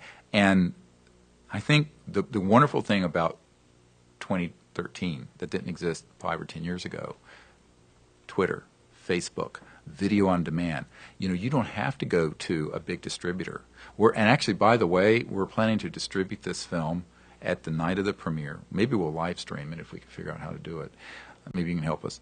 I'll be happy to. We need help with it, actually, because we're actually out of funds to do this production. We'll contact Brad at Ustream. Yeah. We'll live stream the shit out of this bitch. Yeah. And so what we want to do at the premiere is live stream it and then have the thing, and then it'll be VOD, video on demand, so that, you know, there's no chokeholds in the big media. And then, you know, you couldn't have done that 5 or 10 years ago with any kind of value. Now you can do high definition, you can do really good video on demand. And we're going to do this so that everyone can sign up to be an affiliate distributor, so that basically if you want to distribute the show, you can distribute it. And the people who see it, you know, there'll be a small fee to see it, and then you'll have part of that. And you just build that out, because what we want to do is make this thing go viral, so that we don't get into the chokeholds of the big media because, my experience with it is that I'm very, very skeptical of the big media doing anything with this until they have to. And then it becomes where there's too much noise out there. We have to give it a little bit of lip service, and then we'll take it off again. So that's why, by the way, that's why we did this crowdfunding for this. It was that we really wanted the people to have a stake in it and to move the film series forward. Because if you went to a studio or a group of investors, you don't know what they're going to do with it if they control it. This way, the people own it. So. Well, listen, man, this is a fascinating subject. Like I said, it's one of my personal interests, and it has been since I was a small child. And to talk to you was a real treat. I really apprate it. I mean, really appreciate it. You put your neck out there, man. You say a lot of nutty shit, and it takes a lot of courage to do that, or you're crazy. I'm willing to believe you. I mean, I'm willing to be completely open to the point of I'll go out to the desert with you. I'll do whatever it is. I'm fascinated by all this stuff, and if what you're saying is true, it is one of the most mind-blowing things our society is ever had access to, has ever been able to encounter. I mean, right. It's pretty crazy shit, man. Well, welcome to the new millennium, because now it's time. Here we go. I hope you're right. I mean, I hope this isn't just crazy talk. April 22nd is the day. It's in Los Angeles at LA Live, which is where? It's the Regal LA Live. The Regal LA Live. And how can people either find out about this or get to this, or if people want to go? SeriousDisclosure.com, and you can go there and you can get the tickets and everything and sign up right there. Everything can be done online. And is the film done?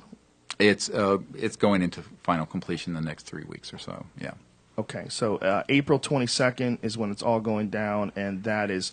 Hopefully you will already have the information from this Ivy League Institute about this alien being by then, correct? Or this humanoid being. That we don't know what it is. Yeah, whatever it is. And we will. We already have a lot of it, but we're waiting for the final genetic sequencing. Okay, and if people want to follow you on Twitter, it's Dr. Steven Greer, Steven, S-T-E-V-E-N, not one of those weirdos that says Steven, but it's with a P-H. Who does that? Some weirdos.